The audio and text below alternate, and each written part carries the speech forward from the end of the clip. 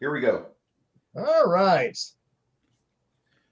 And welcome to TableBreakers. This is episode 12, and we're going to be discussing how to run a game and bring your characters that you are running for your players, how to bring those moments alive for your players so they really just don't stop wanting to relive that or enjoy something like that. And in a recent stream, I had discussed classic adventure modules that are well known by many people. And the reason why I did is that I wanted to focus on things that the first and second generation game masters usually would go to for when their well was dry or when they just wanted to see how the designers would play their games. And tonight, we're going to discuss what we're doing now and if we took any lessons from those games to our tables today. So please welcome Connell, Kai, and myself. Man with hands. Hey, thing. Okay. So, and thank you, Hedy Lamar and Indigo Dragon. Indigo Dragon, how are you doing tonight, sir? Andy, if you wouldn't mind, actually, let me address you as Connell. That's how your title on there. If you wouldn't mind, Connell, would you just give us like a few minutes of your experience that you've ran a game for people and they're now talking to you about something that happened a month ago or 6 months ago or in a previous campaign?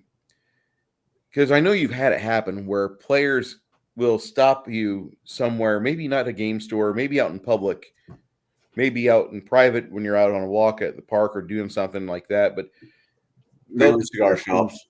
Say again? Mainly when I'm at a cigar shop, I run into somebody I know. Yeah.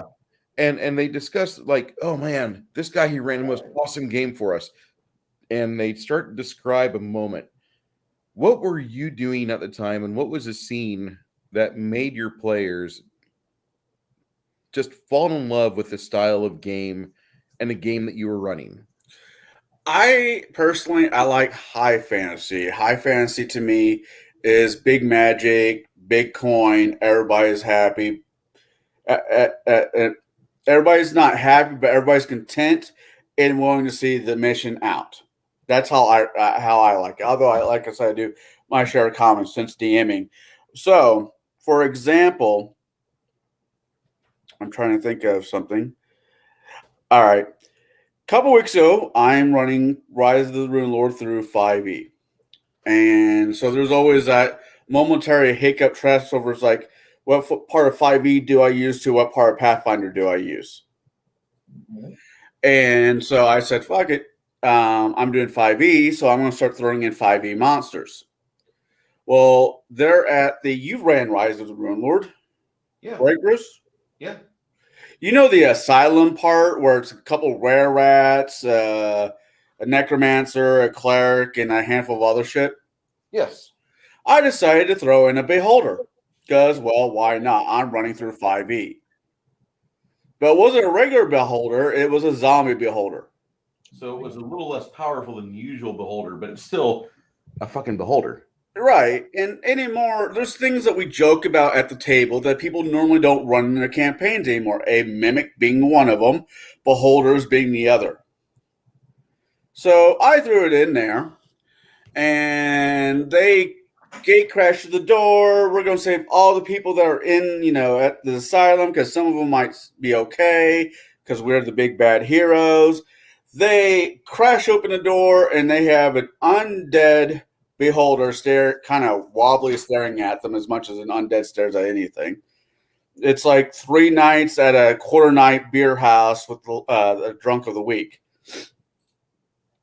So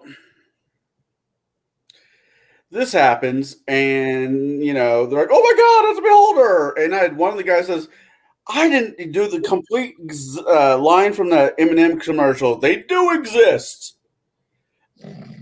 And they fight it. I killed somebody, which I don't feel bad because they were being dumb and, play stupid games, win stupid prizes, and it's still being talked about. It's actually still. Last time I was at my local cigar shop where I go to. One of my players goes there as much as I do, and he was there talking about the beholders. Like, what made you want to throw a beholder in there? I'm like, well, it made more sense than putting a Atlas cube in there, I guess.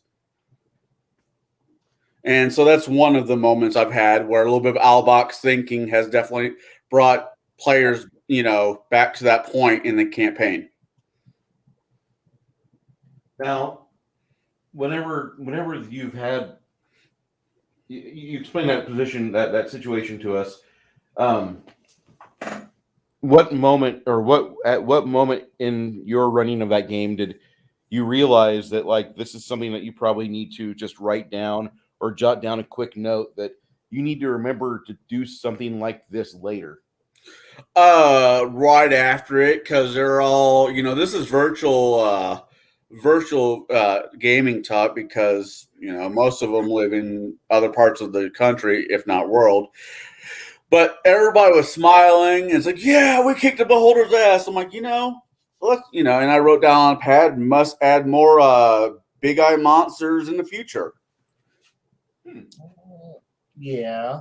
I mean, I've been joking around about throwing a mimic at them. And I know you won't do that. I'm like, well, let's see about this. My favorite mimic is the house mimic. I've got a mimic story that I'll wait for a second to share in a second. So,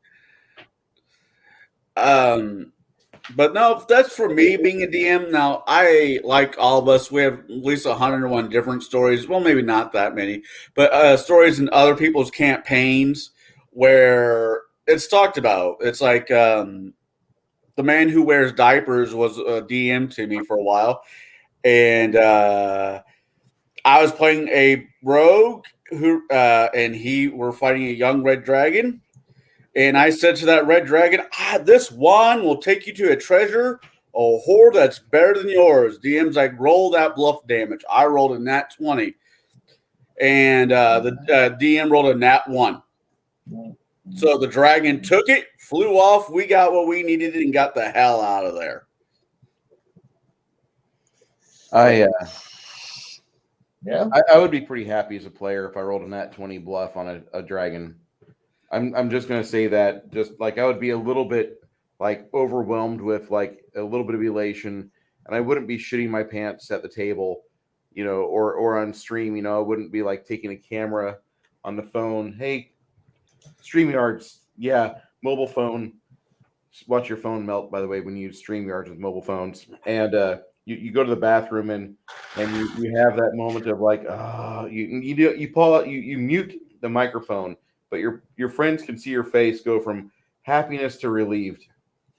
Just kidding. Don't do that. Blaine. Yes. You run for a new group every semester, or possibly a new group every semester. Every 2 semesters usually, but yes. Okay. So in the time you've been running, we don't have to talk about a recent game, but we could talk about one if you like. At what moment was it that you had something going on and you ran it for your table and your players just went apeshit crazy with happiness?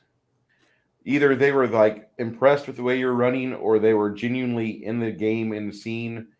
And what was the takeaway as a game master, as a referee? What would you do? How would you report that?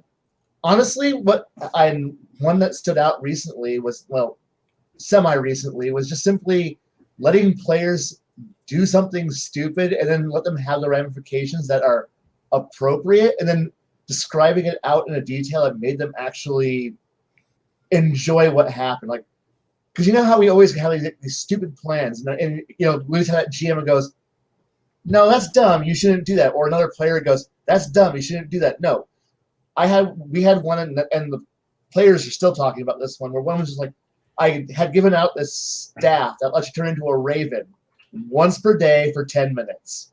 Whoop-de-doo. It was like, so there's this big, they're she chased out this bandit raider camp, and there was this witch who's like at the head of the bandit camp army, and our monk is like, give me the staff, and they handed the staff to him. And he's like, I'm going to turn into a bird now, and I'm like, why are you turning into a bird? It's actually, he goes, I'm flying up really, really high. And he goes like about like 200 feet in the air. I turn back into a human, and I aim my soon-to-be corpse at the head witch. I'm like, wait, what? I'm using myself as a projectile. You're going to die. I was going to die anyway, but this is more fun. And suddenly everyone's like, wait, what? And nobody stopped him because we're like, no, this is your character. You can die. And yeah. I'm all for heroic sacrifice. Yes. And he just turned like I turned myself into a ballista bolt, and I hit I'm just going to a falling high velocity bullet. I'm like, do it. And we roll all damages, and his soon to be corpse crushed the witch, killed the witch. Well, didn't kill the witch. The witch got up, and then she got hit by the arrow and fell over dead. And it was pretty like this moment of everyone like, that was pretty awesome for a moment. But it was mostly because they were dumb, and I didn't stop them. And so from that point forward, I'm like, no. Whatever. It's not really about any form of me going, no, guys, I'm here to be your voice of reason. No, I'm like, no.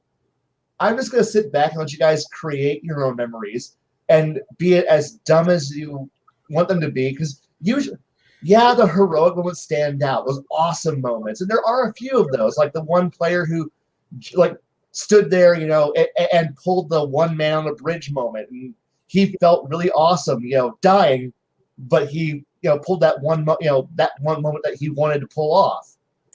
But more often than not, the memories that everyone remembers is always the dumb ones, like the dumb plans that work or fail in spectacular fashion. And those are what brings the players into it, because they're like, no, this is a great idea. Maybe we can just pick the person that if the evil villain is down there on the ground going, just hand over so-and-so who's pissed me off, and I'll leave you all alone. And the party goes, so we spare the entire city, but we throw the gnome over the wall.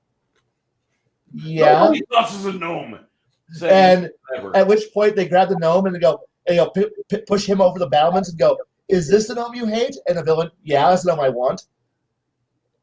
And then they just pitch him. And as the cleric goes, I'll just reincarnate you later. Don't worry about it. Wait, what? and his last thought as he goes falling into the moat was simply, wait, you're going to reincarnate me? And like, yeah, we're pretty sure he's going to probably kill you.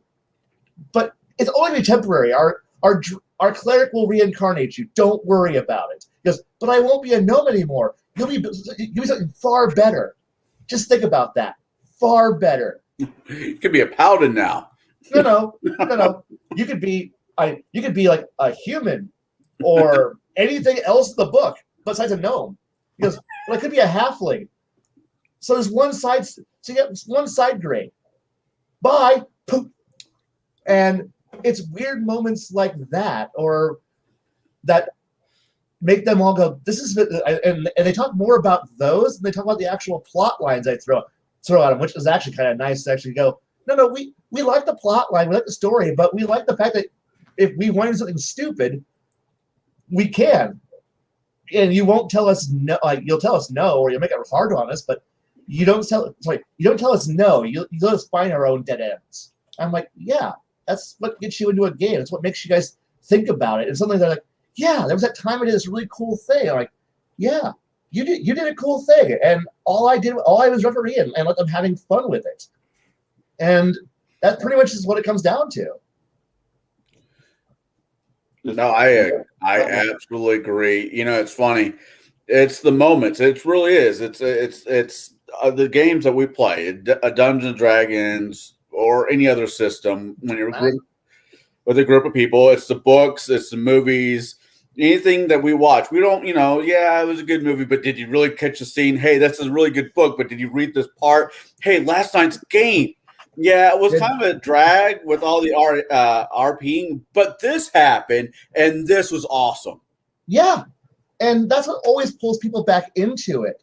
And that's what they all joke about or think about. They're not talking about, like, yeah, there is that, like, at the core, players want to be, like, reminded of when they were cunning or exciting or brave, or they pulled a fast one, or when they managed to, like, convince somebody in a con job that should not have been conned. Oh yeah, yeah, And yeah. you brought that up. Or when they, like, make a friend that they should not, but, like, because when you actually look at since you mentioned mimics, look at a mimic stat line. They're actually pretty intelligent and charismatic. You could actually talk to one if you ever found one that was conveniently, amicable, and actually make a, talk with one for a bit. And suddenly, hey, yeah, you gotta worry about the speed 10 gelatinous monster wandering around, following you around, but you know what? Make a deal with them. It's like, hey, we'll feed you, like, when we kill an entire room, we'll feed them to you. Mm-hmm. And suddenly that mimic's like, this sounds like a bad deal. And suddenly you now got a mimic. Plus, when you all go to sleep at night, the mimic's like, hey, watch our stuff. And the mimic, I'll turn into a chest. And suddenly, the thief, I'm going to sneak up. Some evil GM thief's like, I'm going to go steal all the party's stuff. And they put it in this nice chest. When the party's been carrying, and the mimic's slow as hell, so you pick him up and you carry him around like a chest. And he's like, it's kind of nice. And at night you put him down. He's like, oh, cool. You feed him all table scraps. You give him some, a share of the corpses that, like, you got the loot. He gets the corpses. He's happy. And now you got a mimic who's just, like, periodically eats people. And you're like, this is a fantastic idea. And who knows, you might soon have an entire family of mimics following you around. And why? Because a player got creative one day and goes, hey, I want to try talking to it before we kill it. And suddenly, those things stick out far more than, or that one player who looks down the hallway and goes, oh, this sounds really bad. Somebody who's read I, Tyrant and goes, we're in a cave, right? Yeah, there's a lot of mirrors, right? Oh, shit, we're all about to die horribly. Why? Beholders, lots of beholders. And suddenly you have the one player who's, like, using, like, like, sending, like semaphore messages, flashing messages down the hallway going, we want to talk. And the beholder, no. About what? And you can have a lot of fun with like, you can either go at it with the standard GM thing of, well, no, it's an encounter. You must fight it and kill it. And now or you have players who go, wait, these are intelligent monsters. Well, they're evil, yeah, but we don't have a paladin in the party. We don't have to play by this. We gotta murder all things in the dungeon. We'll probably have to kill it, but let's give it a shot first. And those stories stick out much more with your players. And it's like, they can at least go, we tried talking to it once. It said no, we had to kill it. Sure, no problem. But, there might be that one time where you get that one who goes, these are my terms, and the players, well, those terms aren't actually that unreasonable. I mean, so if we if we work for you, the beholder, okay, you'll help us overthrow the evil wizard in the tower over there, right? Who's overthrowing the entire, region. So you're telling me you want me to follow us around, go kill a wizard? You can have the tower. Sweet. Yeah. Okay. This is like a plan. And suddenly you got weird deals like this happening, and players get more engaged. They feel more fun. Oh yeah, I completely agree. Bruce, you're being awful quiet over there. I'm sure you got more. I got some examples. The game that I'm going to reference is the one that we've all referenced here in the past maybe 2-3 months, where the players, they knew they were in a dungeon, but they didn't exactly want to follow my plan for them to continue this exploration of the invasion going on, and they found a portal in this dungeon, and there's hobgoblins all around. So they decide, we're just going to jump in the portal, see where it takes us. We don't give a shit. So one player stays behind, and the others just jump on in. and they encounter a big blue dragon, and they have a half TPK after a failed negotiation or intimidation check. It doesn't really matter. The paladin opened his mouth, and he was the first to die.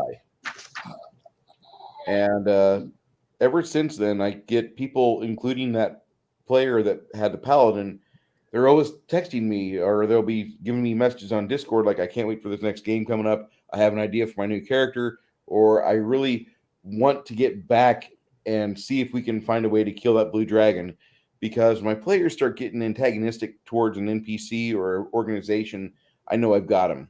Oh, yeah. Oh, yeah. I've done something to make them actually hate or strongly despise a fictional group or character, and that's what I want. That's what I want at the table.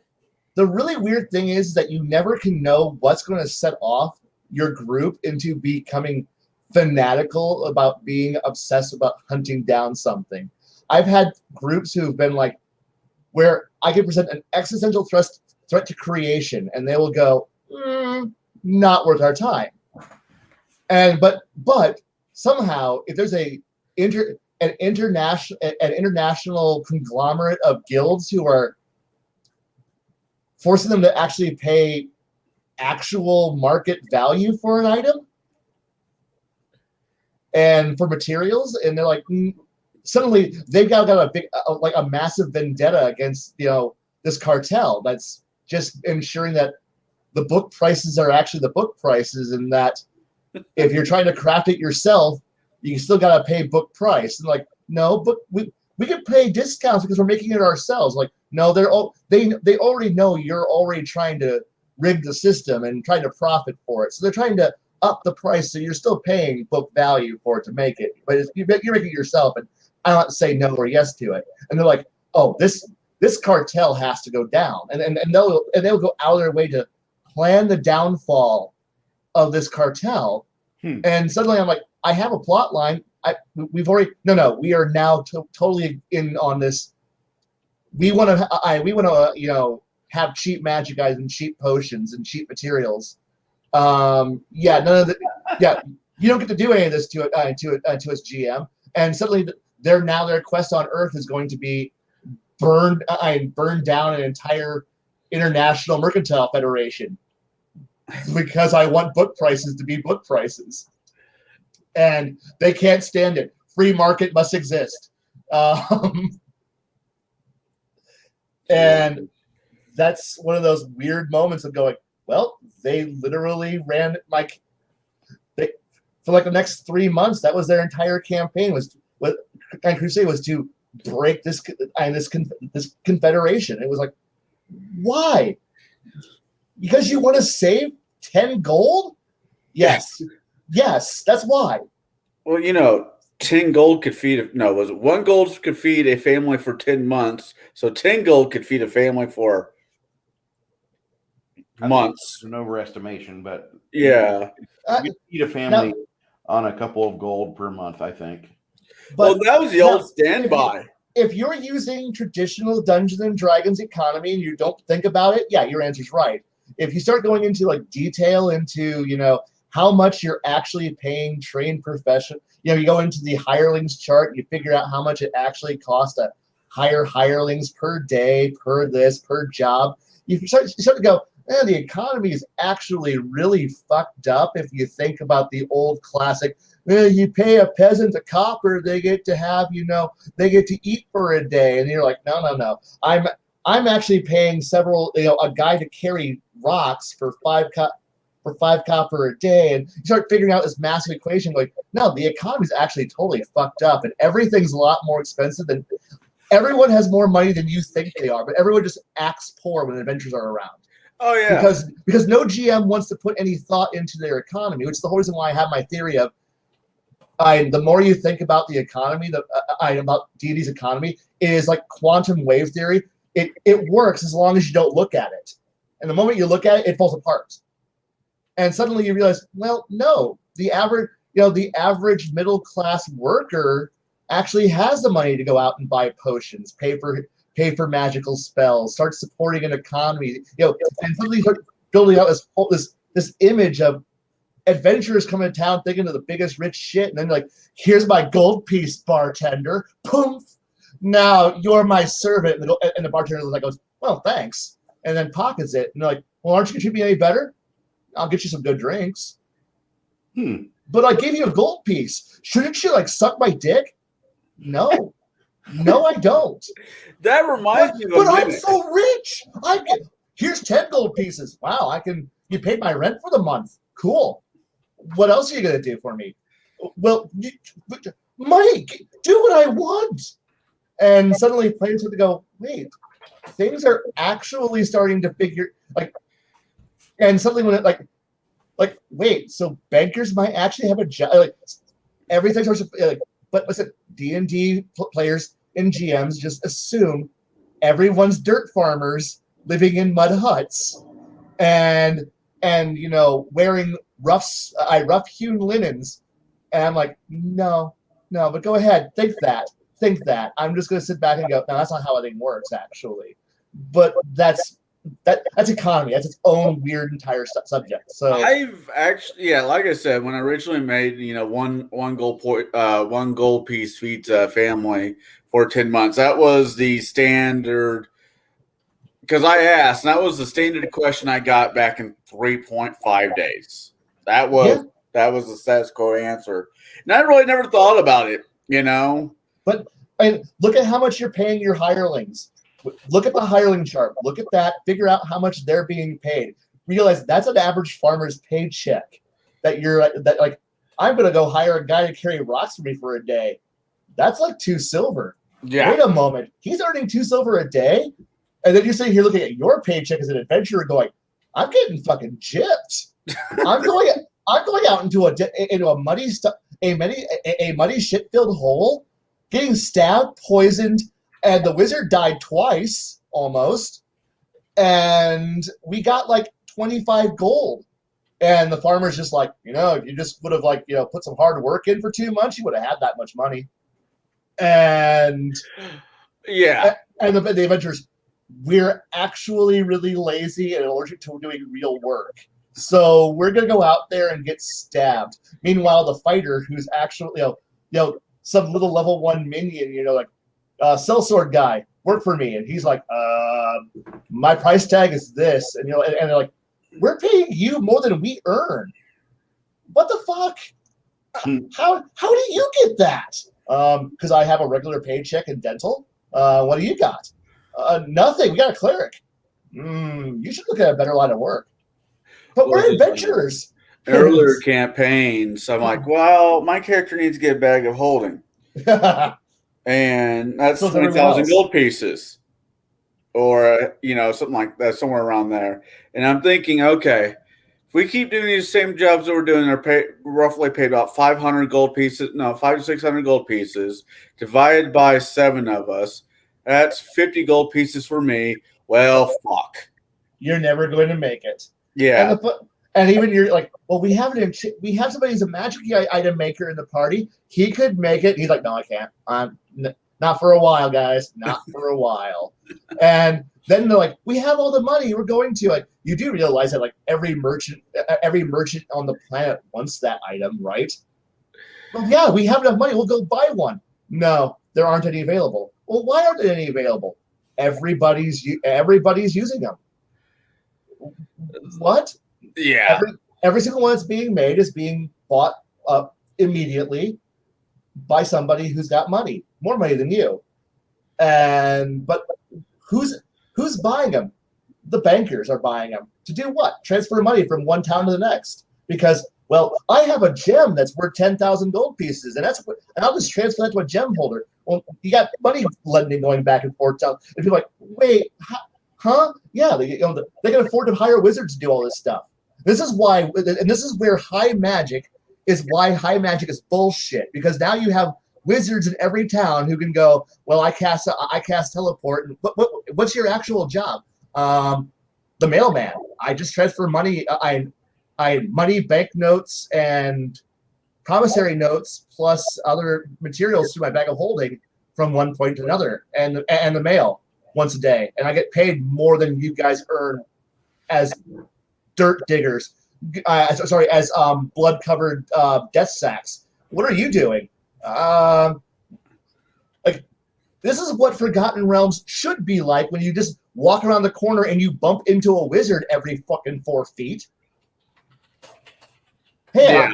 it's like when you run into a spellcaster when every third person's a spellcaster and every other of those is an arcane caster, you're probably going to run into, at least in a town of 10 to 20,000, at least one wizard who's actually of decent level, and he's probably got a job where he's like, I don't go outside for anything.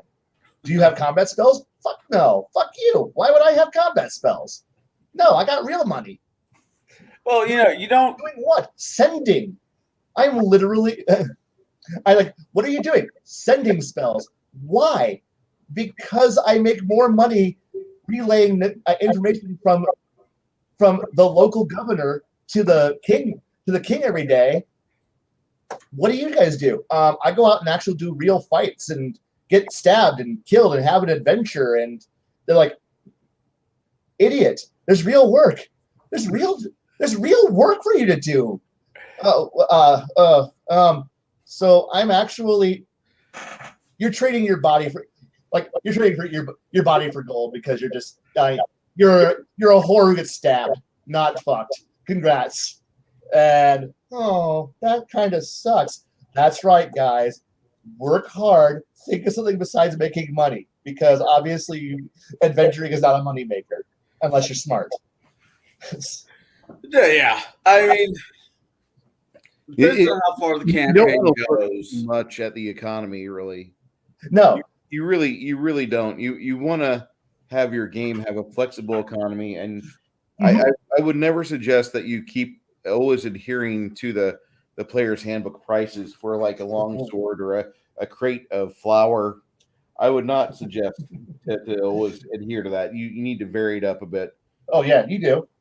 But that is RPG capitalism and RPG mercantilism, and that's not this topic, because as much as I can go into vast detail about this and shipping and all those other things, that's not what most players look forward to. And most of them just kind of realize, I don't want to work a 9-to-5 job. This is a power fantasy. I want to go out and kill things and be a hero. Good. Well, most people in real life have to do that 9-to-5 job and really like to go outside and go kill things. And you're right. No, I did not forget. But the thing is that the moment my players start to think about something besides money, I just go, no, you're actually in this for to hopefully do something better for the world, right? And then, don't go into adventure. Don't go into adventure thinking you're going to get rich. The moment you're in it for just loot and cash. The moment my players go, we're in it for loot and cash, and that's when I'm like, and that's when the IRS comes out and goes, we're here for you now, bitch. And they're like, oh yeah, the real enemy is actually the government. And shit. I'm like, yeah, go find a real ideal, go find a real goal, go try to stop evil, end corruption, go do heroic deeds. Because if you start going mercenary, I start pulling out guess what? Paperwork. What? The greatest enemy is bureaucracy. And then this sucks. What are you going to do? Try to overthrow the global order and put yourself in charge? We could do that. Pinky, take over the world. I'll tell you what, Kai. Now think about writing a campaign where the players are against the tax revenue. It could be done. Now, I guess my question is, what race would the tax revenue people be? Would they be like gnomes? Oh no! You want to know what the tax agency in my world is? It literally is a cabal of wizards who monitor everything. And one player realized we could go after the wizards and realized, oh shoot! Oh, we gotta do paper. Oh, this is good. And so they actually do periodically go. And then ultimately what always happens is the players get close to figuring out that they can to go challenge them and then go, we're better off if we just join the establishment and we just sell off all of our ideals and just become agents of the great machine that we work. And I just go, yes, the technocracy wins. Congratulations. Order always prevails. You fail.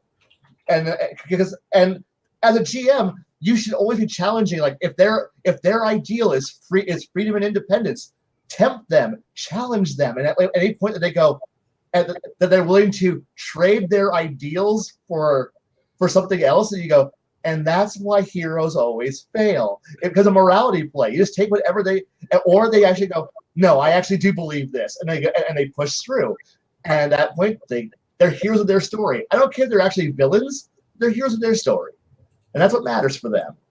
Oh my God, yes! If my players invented NASCAR, I would be the happiest person in the entire world. Moonshiners versus the Revenuers. Yes. Yeah. Players inventing NASCAR would be hilarious. Moonshiners. I would love that. Yeah, no, we've already kind of done that. How many stories out there are basically the dwarfs or basically the moonshiners versus the elves? We've done that. We've seen that. Oh, no, but the thing is that do you ever have the elves going after the actual dwarven Actually, wouldn't that be the skills? halflings? Wouldn't be the halflings be more of the moonshiners? Have any of you actually ever ran that adventure where the IRS is coming around to go burn down all the moonshiner stills and you're trying to make your money? Most of us don't ever get to have that kind of fun. No. So it's like, plus most players just don't. Most players would just be like, I'm going to go gun down the agents coming up the hill, and they're like, well, that's a very bad plan. That's a very bad plan. It doesn't end well. You know that, right?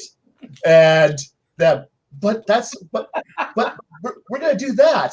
And I'm like, okay, I'm gonna go play Copperhead Road, and we're gonna listen to the very last verse now. That's what's going to happen real soon.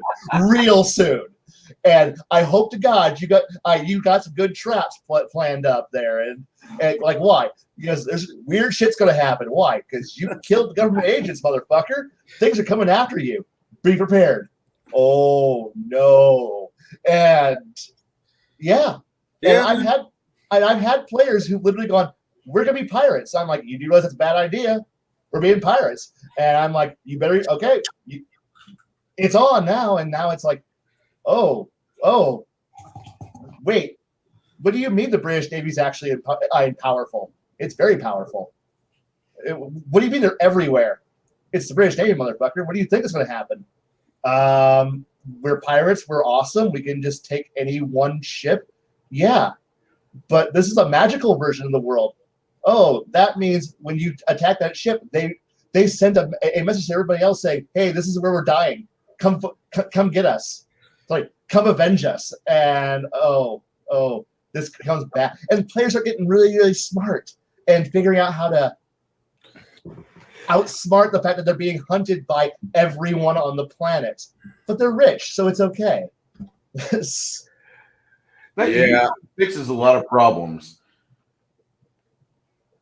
And if you have an opportunity to have more wealth than what you probably deserve, and you've got problems, if you throw money at them, the problems 99% of the time just go away. Yep. Yeah, unfortunately. Fortunately and unfortunately. I don't know. You might run into the untouchables, the ones that money will not stop. And then you're like, what do you do? What do you do if you have Elliot Ness hunting your ass down? Well, what do you mean? That one paladin who's uncorruptible. You can't stop him and his band of buddies who are going to beat the shit out of you because, they're his buddies. How do you stop the unstoppable force? Well, we got money. We'll just pay. He will continue. He is a Terminator. He will just walk through all of your defenses. And it's fun when your party is being unconventional. Like, if you can get away from that, you have to all be heroes thing. And your party goes, well, wait, we are the Moonshiners. We are the Bootleggers. We are the underworld. We are everything that's bad. And then you present them with the one thing that every party is. The unkillable war machine, i.e. the paladin who walks in there going, I am wearing armor of fortitude where I'm immune to criticals. I have my saving throws. I am made of awesome, and I have a cleric who's literally glued to my back and healing me. And I have in the party, oh shit, how do we stop another party who's geared to kill us? This isn't good. You plane shift. Find out. Are you really a good player? Are you And- really a good GM? Yeah, and the best part is that it's fun because everyone thinks about, hey, wait, I'm gonna be Elliot Ness. Well, it's more fun it's like cool, but it's fun the first 2 or 3 times you've ever been Elliot Ness. But have you ever been on the receiving end of it? Well, no, we've always been the good guys. Well, now here's your chance to see if you're smarter than all my villains. If you're smart enough to be able to cover all your bases, because I've been taking notes, I've been watching this stuff, and I'm not going to make it impossible on you because I want this game to be fun. Because I want that Ocean's 11, that chance of the Ocean's 11 ending when they escape, or the Italian Job escape, or some other like crime movie. Like, go for it, be awesome, have fun, do tricks, and it's all about rewarding them. And suddenly they're now engaged because they're having fun, and it's great. Even if it does end with ultimate betrayal, because one player betrays the other rest of the party, because that's what always happens. Right. And that might just simply be the player, that player who betrays everyone by literally just stealing the boat and leaving their whole party just sitting on the shore going, where'd our boat go? And he's walking off with the boat in a bottle, walking off going, in the party. But wait, we got betrayed. I betrayed? That's terrible. But that's what they were engaged at every moment of that, of all of these situations that did actually have happened. They've been fun. And sometimes the betrayal isn't the end of the campaign. It's literally just the transition point from previous arc to new arc. And that arc that transition point is an incredible point that everyone will keep talking about afterwards.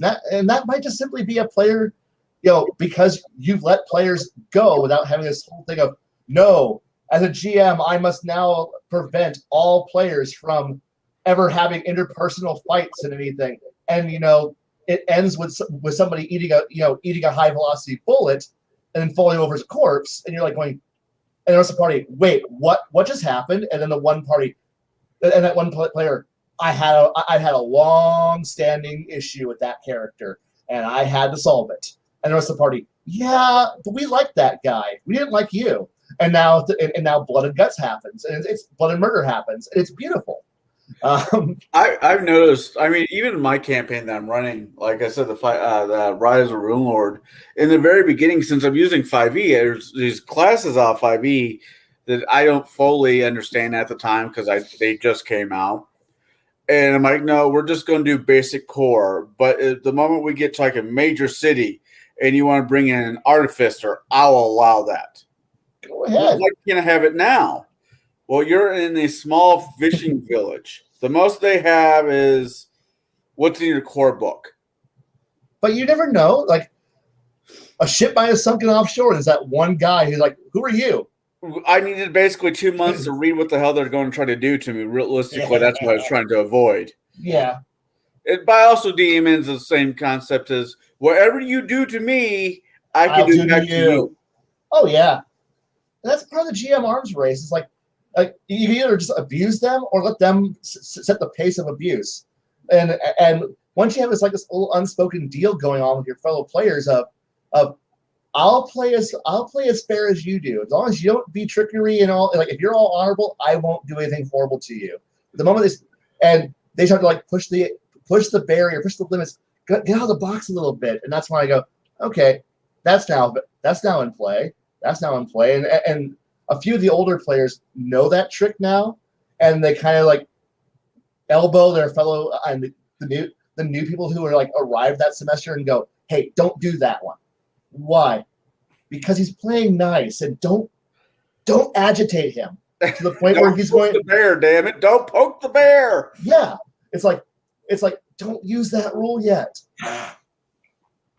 Shadzar, some people want to be a merchant. It's a quick route for people to gain gold if they know how to wheel and deal, if they know how to talk to people, if they've got the right attributes for the game. It's how it is. And also, conversely, as all of us who are wage slaves at the bottom of the pit, I remember role playing is ultimately a fantasy. It's all about power. to do the thing that you can't do in real life. None of us are CEOs. None of us are kings or rulers. None of us are major corporation owners. None of us own ships and businesses. So therefore, the power fantasy of being able to go, no, I am the one with all the power and the might and the ability to hire minions to do my bidding for me, and I can just walk in and go, hey, why the fuck is this shelf not set right? You don't want to be what you like. I don't want to RP a truck driver, but you could be Jack Burton. Well, wait. Yeah, can I be? Yeah, I was about to say. Now, the thing is, Jack Burton was a truck driver, but the adventure wasn't around him being a truck driver. He was just a guy watching everyone else be more awesome than him. Can I be Burt Reynolds? That is so true, and I gotta say that's one of my favorite movies because it is my favorite movie. So yeah, because the reason he knew how to actually play a guy that felt he was a leading guy, but in reality he knew as an actor I'm playing a secondary character. Oh yeah, but I'll be a trucker if I could be Burt Reynolds. So are you gonna drive So you're going to be Burt Reynolds driving a truck, but not the car? Wait a second. Burt Reynolds in the early days of Smokey and the Bandits. So when he's driving the car, not when the... Oh, yeah, you're right. When he's, before it's like, I don't know, maybe a decade before we get Smokey and the Bandits, it's the lead up to that. That Burt Reynolds.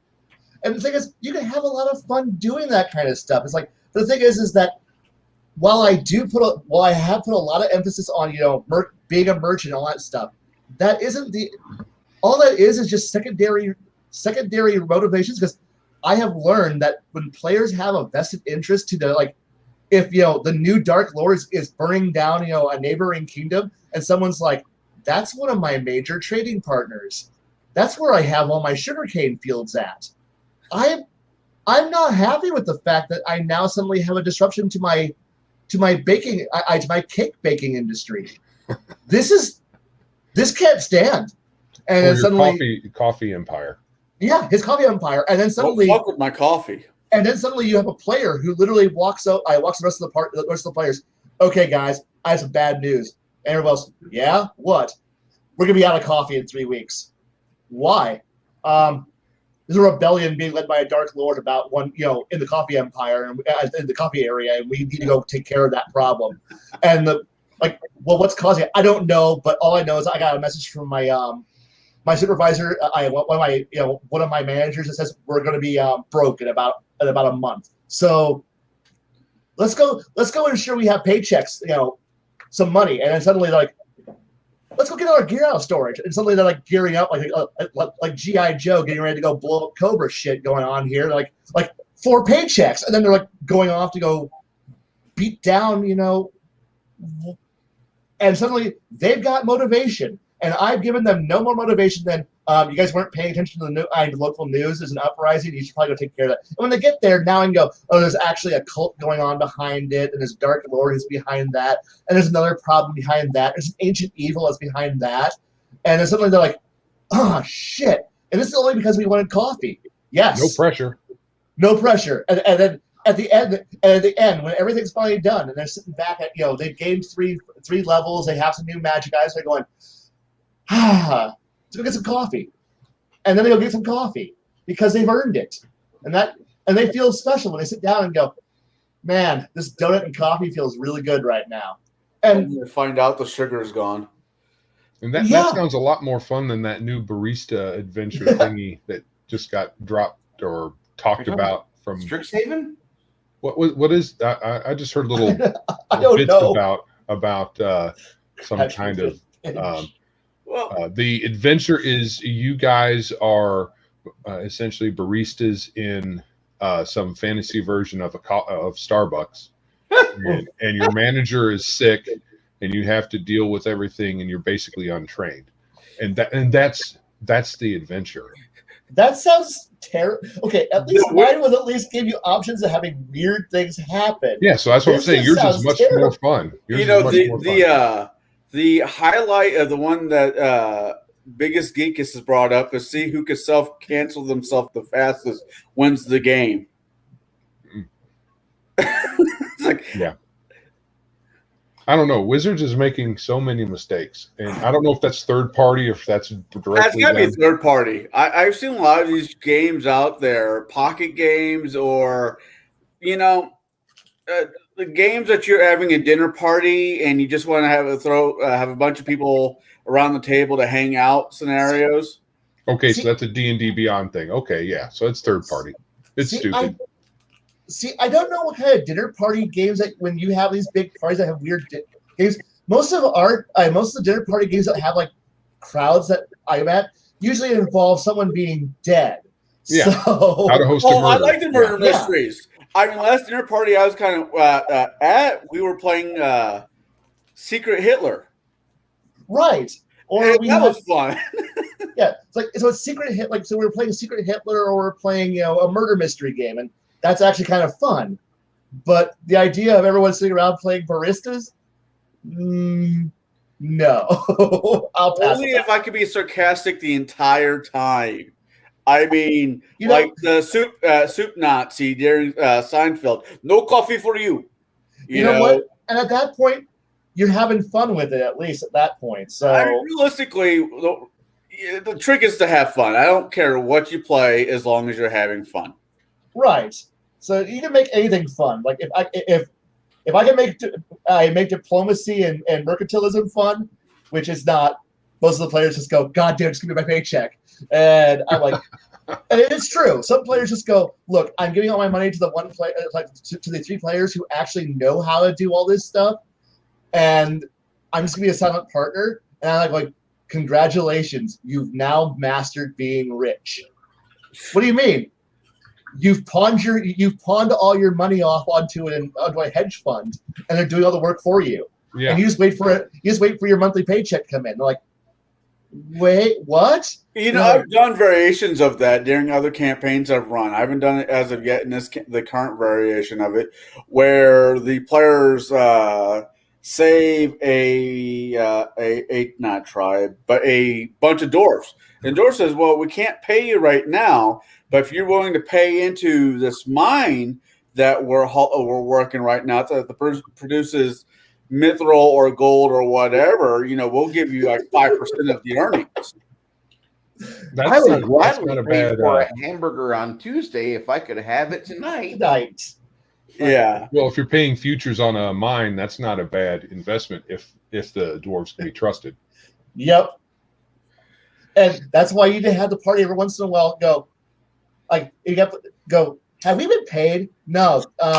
Somebody's not paying. At which point, somebody goes, hey, barbarian, yeah? Someone ain't paying. Okay. Go take care of the problem. Yeah, some dwarfs need murdering. And suddenly it's like scared. I also find it weird. Even as a DM, some of the places where people will find money out of anything. And it's like, well, I could forge this bit of sword back together. You think I can get a couple of silver of them? Like, sure. Let's go to the local, give me your shit pawn store that, every campaign has. Well, and the thing is that it's partially our fault as GMs by being stingy to the point where the players are going, because again, when you start a low-level campaign, that first 2-3 levels, they're looking at things like, I want a suit of full plate, and they can't afford it. So they're looking at that 1,000 gold. They're like, how do I get 1,000 gold? Oh shit! When you go to that first adventure, here's your massive pile of $200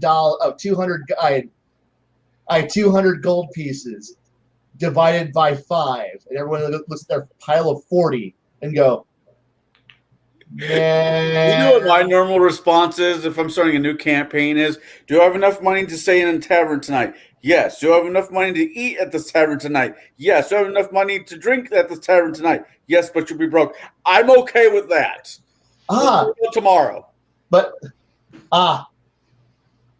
you haven't seen my players who are going, no. We need to figure out how, where we use this pool money, everyone's there's cash is everyone's so cash strapped that we literally will like look at a pile of broken goblin gear and go, "Hey, crafter!" And there's always one in the party. There's always one blacksmith, armor smith in the party. There's always one in the party. That's just stereotypical. Oh, look, every player, like, somebody will do it. It doesn't matter. There's always one. I don't care what. I have not found a group who does not have at least one guy who's got some crafty skill in the group. It doesn't have. Or if it does, bread and butter during 3.5 days. Right. And so they'll look at all this. You find all this broken, low quality gear, and he's like, "Can I fix it?" And some of the party like, "Well, you're on your week long barge trip to the next town." That guy's sitting here going, "Ding, ding, ding, ding, ding." He's polishing, tearing apart leather to reassemble it, and he's like, "Okay, now we have 3 suits of leather armor that aren't crap we can sell, and 2 bows that aren't crap, and 1 sword that's not crap. Now we got some money." And the party, "All right, we're not broke bitches anymore. Oh yeah. We can sleep somewhere that's not on hay, that's full of lice. We're doing good." Yeah, if you watch any of those restoration videos on YouTube, where a dude takes a rusted piece of crap metal and then makes some beautiful thing out of it, if that's possible, then pulling off some dead goblins junk you should be able to do something with it. Oh God! If yes. you were given sufficient time and skill, yeah. I can't pronounce his name, but there's a comment in a chat. Sandar, I don't know. Shadzar. Actually, historically, Vikings, if they would bend their sword or anything during battle and they survived it, they would shove their sword into the campfire that night, and the local smith would pound it back into place. It's historically accurate that you can forge on the go. You just don't have the same setup as the town's blacksmith. You can do simple smithing.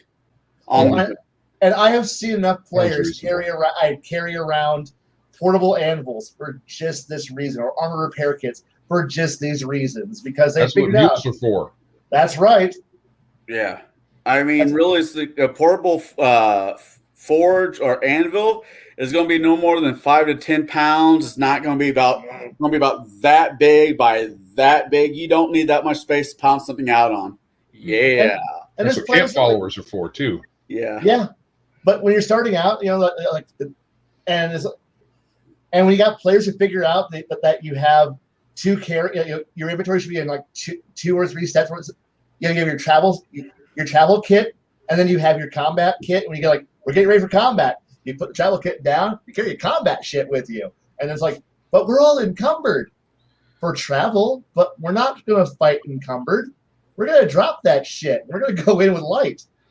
And when I was in the military, there was a way to strap your pack so that all you had to do was pop one rope or one string, and that falls, and then you're free to do other things. I've seen those. You come back and pick the stuff up when you need it. Yeah, I didn't know that trick at first, but then some old vet explained it to me too, and I'm like, oh. And from that point forward, I've been like, oh, this is a good idea. Do this, plan for this. And they're like, oh, okay, because like I said, somebody had to explain it to me, so that way I knew it. And I'm like, thank you for telling me this shit. And now I knew. And now I can carry that forward and tell other people, this is what you got to do. Don't worry about, but I don't want to be encumbered all the time. You're not encumbered all the time, only while you're walking. And walking is misery. You're never going to be happy. Just walk, okay? Go. And he was happy. And he was happy when the old guy was happy when he was listening to us game, and that we were starting to bitch about and shit and he would yell at us from the other room to remind us that no, this is how miserable you're actually going to be, because he was infantry, and he was like, no, more miserable, and we're like, oh god damn it, embrace the suck. Yeah, and he was sitting here in the other room just working on whatever he was doing, and then he would just listen to us gaming, and then he would just yell at us, tell us that no, it's actually more miserable. But hey, GM, make it worse, make it much worse, make it so much worse. Well, I've noticed, and I'm like, and then one day I was like, just sat down with him, like, do you just want to? I just got a notebook out one day. I'm like, just want to tell me how suck it actually was. And he's like, sit down. And I got a beer out. He got a beer out. We just sat there and talked. His son was just sitting here going, why didn't you ever tell me these stories, Dad? And he goes, well, you weren't ready to listen to this shit. And I'm sitting here going, okay, cool. This is okay. And you learn because I learned because he listened into our story and they went, here's how to make your story better and worse at the same time. And I'm like, oh, okay. And now 20, 15, 18 years later, I abuse new kids with here's what an old guy told me about how crappy your job actually is, guys. Oh, this Walking sucks. 20 miles, that sucks. It sucks. But if you listen to some GMs, goofing off, it's like, oh, you can carry, like you can walk through, just carry your good load. And you can make a walk through tree-filled wilderness 10 miles a day, and but we could probably push it further, like 20 miles a day. And I'm like, no, there's no trails here, but we can do it. We can do it. We'll push.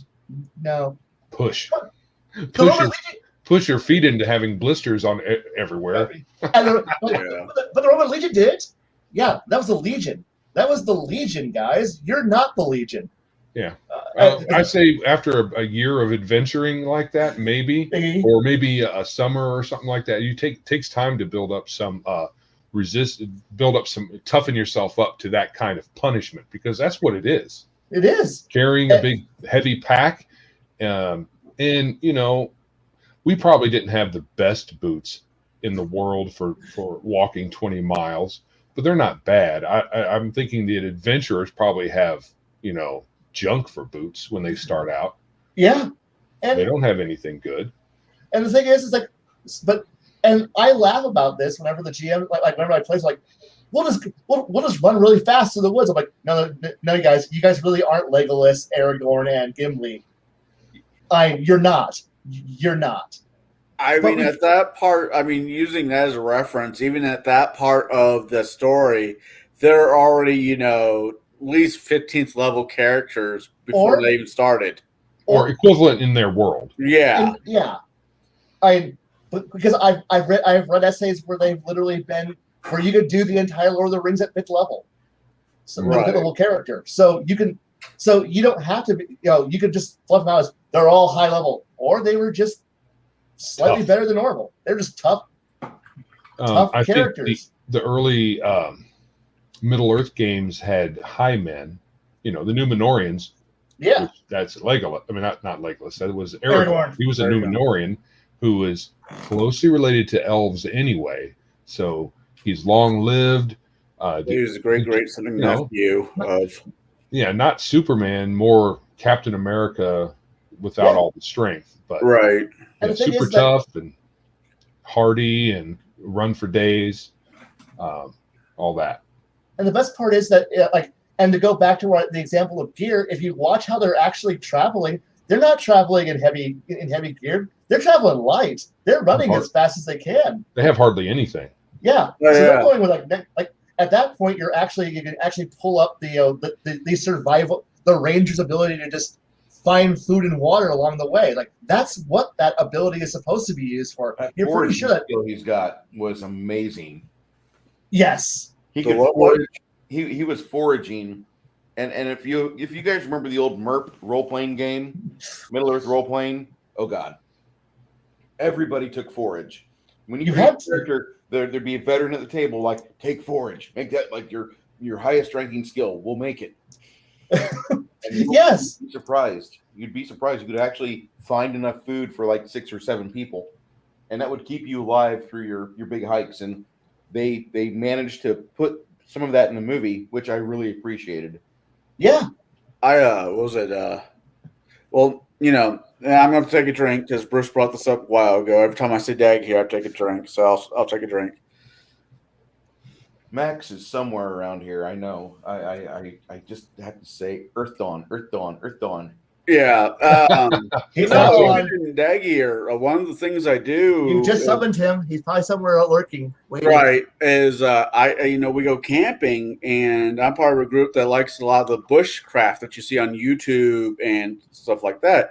So one of the main things that we always talk about when we get together and we actually take time to go do is go out into the woodish parts of wherever we're camping and bring back what we find. This is, and verify this is edible. It's a learning.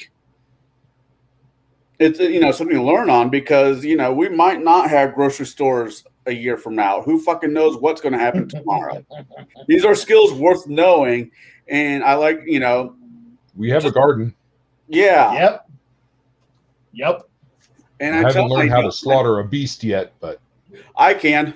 I went to culinary art school. That was one of the things. The important thing here is that this is why you need friends. One person knows how to grow. One person knows how to butcher. One person is your cook and your preserver. Everybody has a job. Right. Everyone does it. You don't need somebody who can code. You need somebody who can plant a goddamn garden.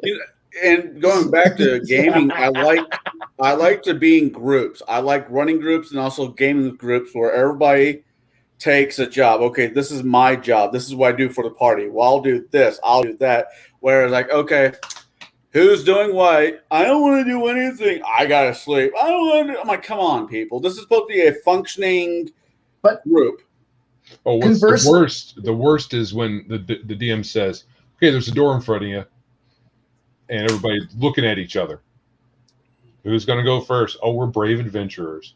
An hour and a half later, the answer is the rogue, which is what the answer should have been an hour ago. Or at least one of the fighters who's brave enough to just take whatever happens. I mean, I'm playing a wizard, and I'm like, okay, there's a door. Go get it.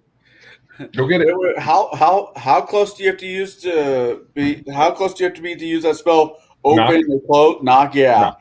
Like, if I could be 20 feet away, I'll just do knock and see what happens. Yeah, I think it is ranged, but yeah. Like, fuck. If you're a wizard, you have spells where you can if I use it this way, this might work. I'm sorry, Kai. I think I stepped right all over you. No, don't worry about it. Hey, look, battering ram does not use up spell slots. Just use the battering ram. Whenever I play, and I play and I plan on playing for a while in somebody's campaign, I normally do one of my normal builds. But one of my normal builds is a rogue fighter. 2-level rogue, rest fighter. Why just 2-level rogue? They got evasion. What? Trap finding. Yeah, and evasion. You'd be amazed how often evasion saves your ass. Always.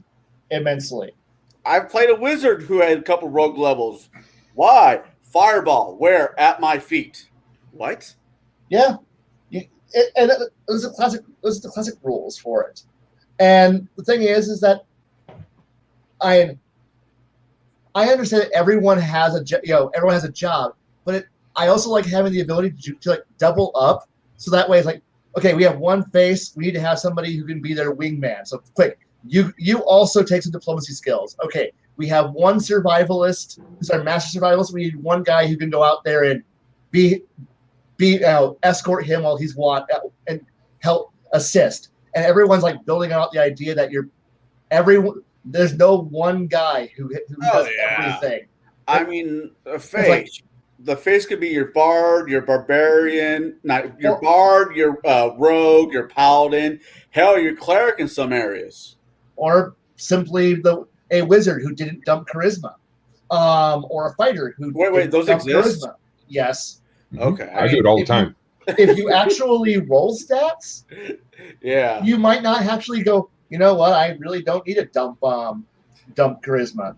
But this is also But like I said, or you're just we have a cleric. We don't need anyone else who knows how to heal. And then you start realizing that, wait, no, this GM really likes bleeds.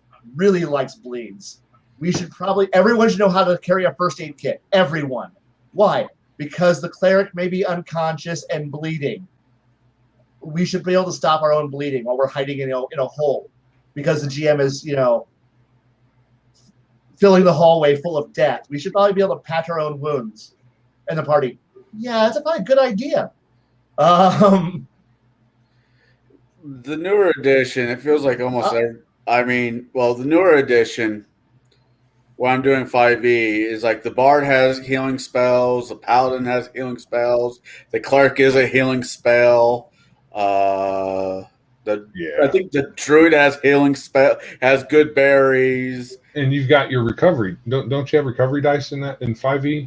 Yeah, for short rest. Short rest, you get however many dice you can roll per long rest. Everybody can pretty much self heal. So I mean, even if you don't put skills points into it like you used to. Like I have a 15 in arcane in heal. It's just if you're proficient or if you have the ability to do it, you heal and you stabilize them. You don't actually heal them. They don't get back up and fight for the next round. They're still unconscious. They're just not bleeding out. Mm-hmm. Now, to answer your question, if I was to actually get a group who just wants glory, fame, and bashing in orc skulls, that is a great way to start. I'm no promise that I'm going to allow you to end at that.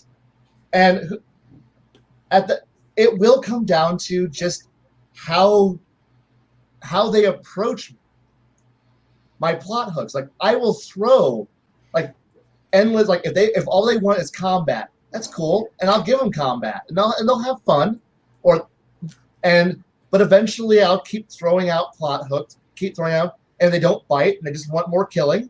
Cool. I mean, I know I'm not going to be the world's happiest GM, but you know what?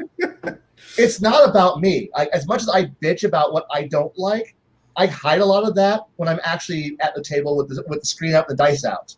So I'm able to put away my own dislike and disinterest in things and set that aside and go, I'm not the one who actually matters in this equation.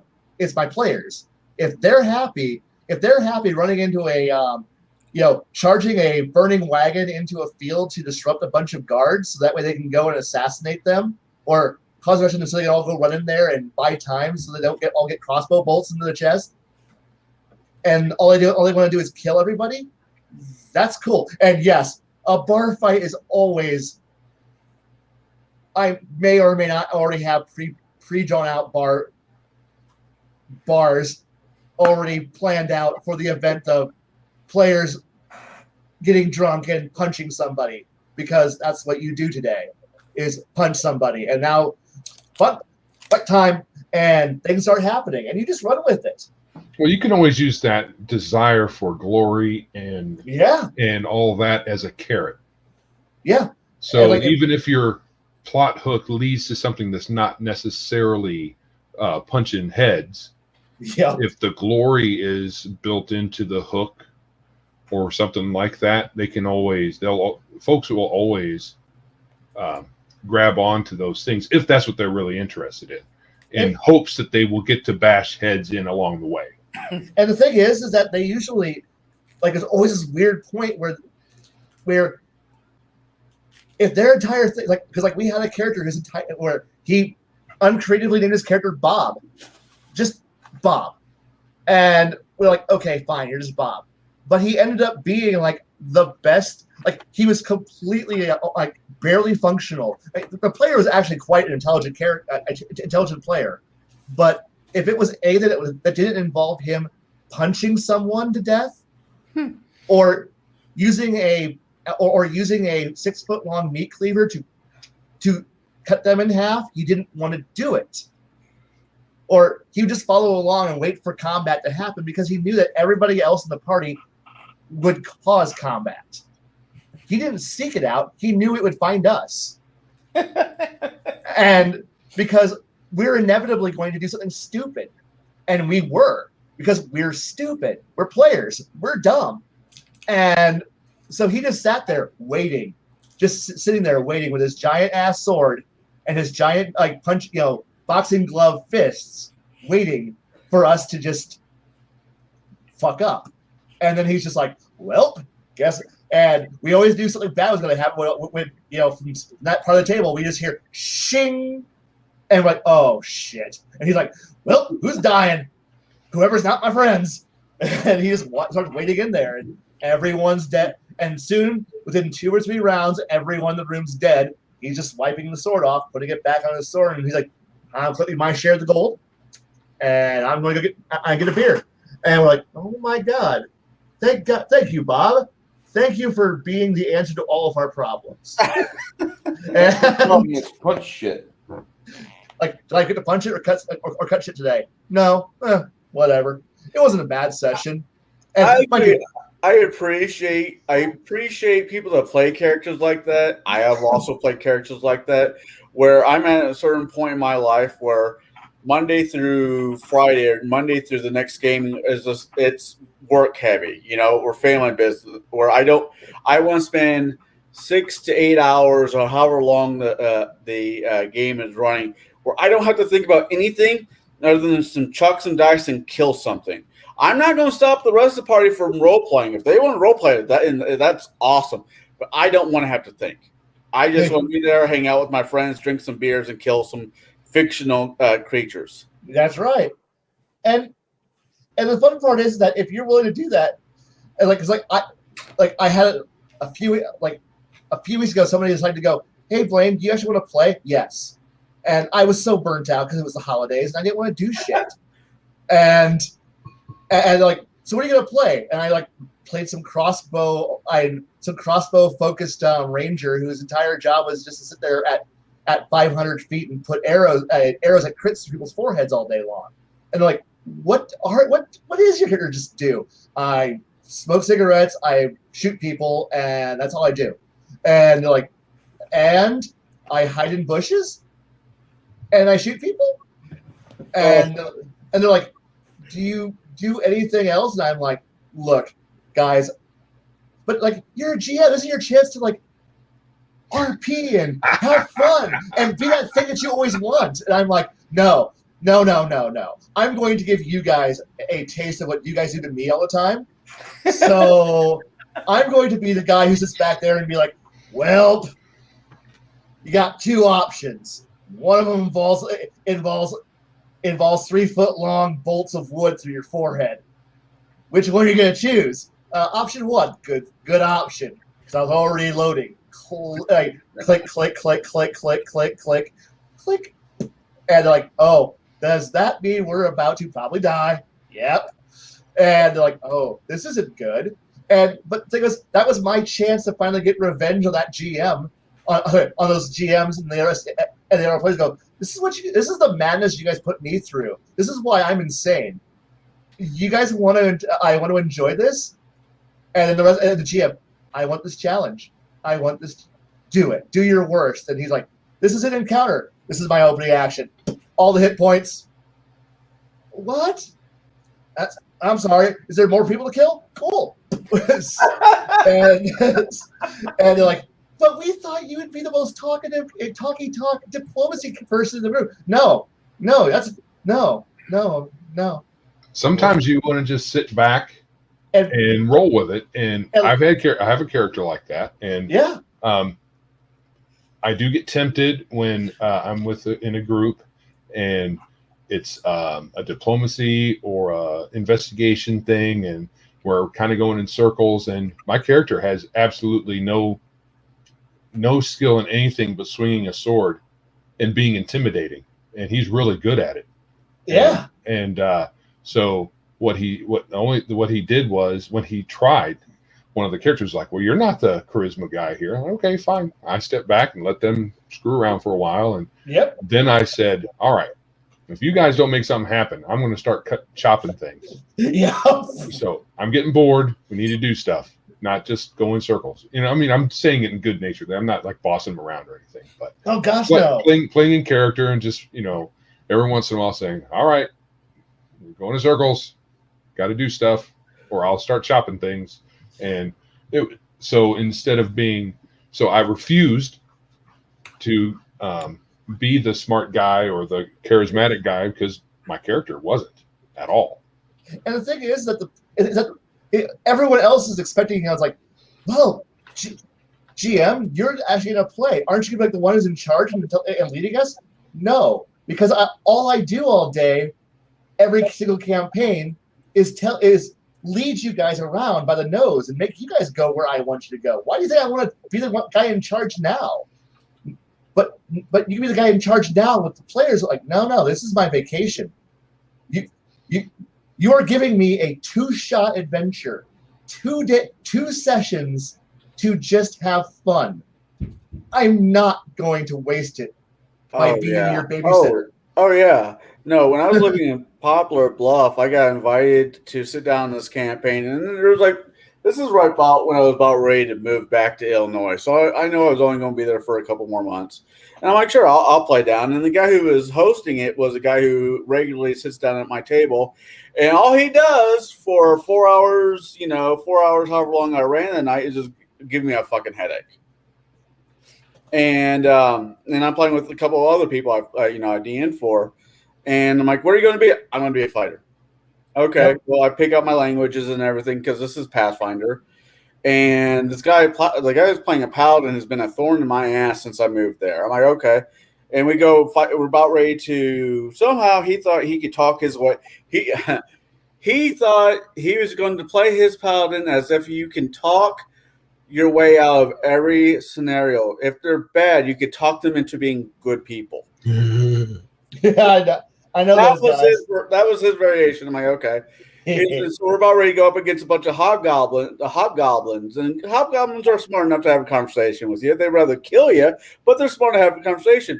But they didn't speak common, and the closest language that they spoke to what anybody else in the party spoke was Goblin. I spoke Goblin, and the paladin's like, hey, I need you to come up here and negotiate with these people. And he says, well, the paladin says, well, we want to make peace with you, and we'd like to establish some kind of an arrangement. And I said, okay, I'll repeat, a variation what you said. And I looked at the DM and I said, the paladin over here told me he wanted to tell you that you fuck like a sheep and he wants to rape your daughter. And I say this at the table, and the guy who's playing paladin's like, I didn't say that. I'm like, you don't know what I said.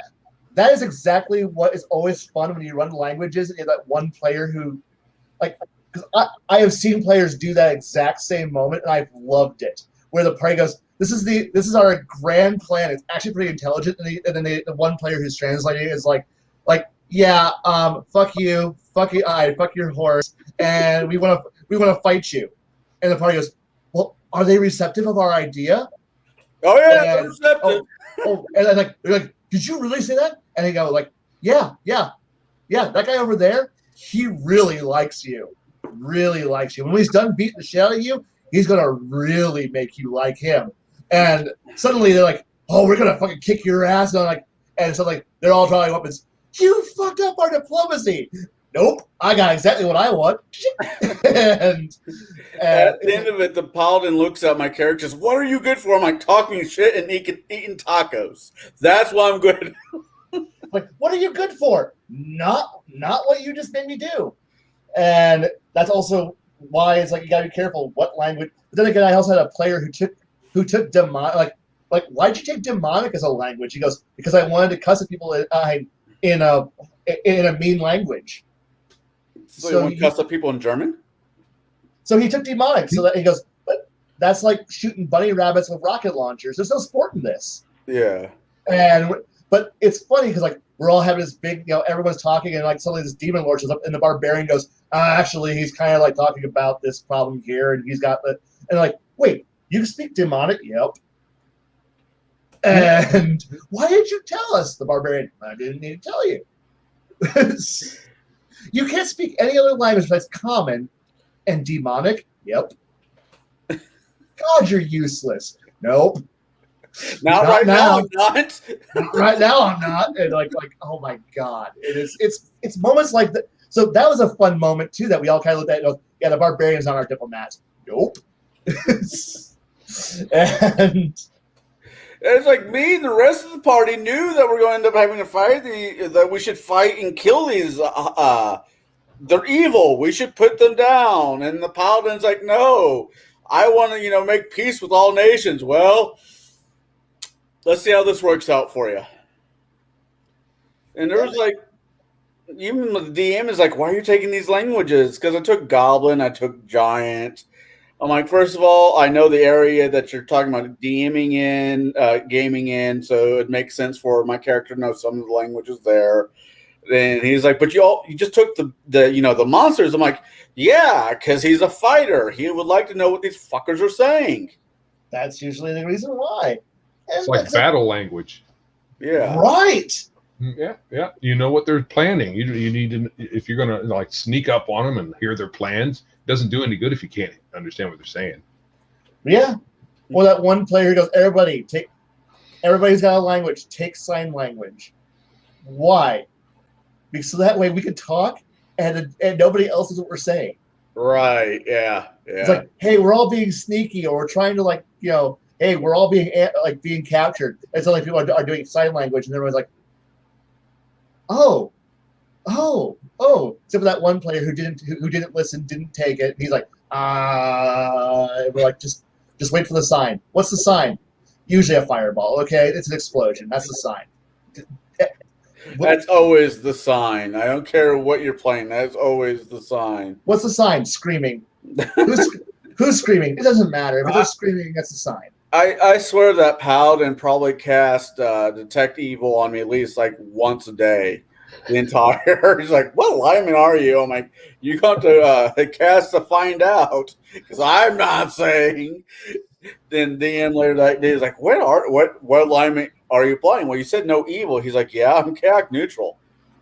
Oh, so bargain basement evil. Got it. Yeah, I'm out for me. If this makes me money, that's the type of character I was playing. Chaotic neutral is just Walmart brand evil. So I can't be evil. I'm chaotic neutral. God damn it! Well, I don't like playing good characters though either. That's all I play. Is a halfling on fire? Yes. No, I can do chaotic good. Chaotic good I can do. I can't. I had a guy make me sit down and play a lawful good character. He said, just try it, just one session, lawful good, and I thought I was just going to burn internally from trying to be lawful good, because that's just not who I am. Well, it's fantasy. You're trying to be somebody else. Well, I can't. No. So you walk around. Do you like murder people all the time? No. Unless they have it coming. Okay. No. Do you take people's stuff? If they're dead. Okay. No, I mean in real life. So you don't take people's stuff. You don't try to murder them in their sleep or when they're just walking around doing nothing. No. So why do you think you're not a good guy? Because this is those things will put me in the place I don't want to go. This is so the only reason you don't murder the only reason you don't murder people is because of the law. No. I like spending time with my daughter, and that means not being in jail. Yeah, I have a list. I just can't pull it. You may be, careful. You might be a bit more lawful than you think. Yeah. I have a list. I have rules that I follow. I give myself. Just lawful doesn't necessarily mean you follow like people get paladins really wrong, and when they're lawful good, they think that they have to follow the local law, even if the local law is sacrificing babies. No, they don't. They have a code and they respect order, but lawful doesn't mean you're a robot. Right. Because if the law is perpetrating evil, then you would be violating the other half of your alignment if you're using the alignment system. And so I understand that. So you have your personal code, and you like order, and you protect the innocent, and that whole bring everybody to peace thing. I mean, really, that's silly. Hobgoblins are evil. They are. They popped out of the womb evil. They'll be evil. They breathe, eat, and sleep evil. That's just what they are. Oh yeah. Now the fun. If you ever want a bad time, try. I would think almost would call it a bad time, but it's a fun time when you have a player who I would actually list him as in real life being lawful evil, real life, and he's a clinical psychologist, not a therapist. Okay, it's like a lawyer. No, clinical psychologist. He is the guy in the white lab coat in the laboratory going, "This is my theory, and I want to test it, and I need 100 of you peasants to endure what I'm about to do to you to prove my theory." What was that Bill Murray, like Bill Murray in the beginning of Ghostbusters. And he is he is definitely like, when you have a person in real life who goes, "The board of ethics is my natural enemy, and that my life would be so much easier if I didn't have to explain to an ethics board what I'm about to do." And I'm like, "You're a psychologist?" He goes, "Clinical. I don't treat people. I test you." And I go, "You really are evil." He's like, "I am, and I'm paid to be evil. You have no moral ethics." He goes, "No, I have none. I studied too much about psychology. Ethics is a joke."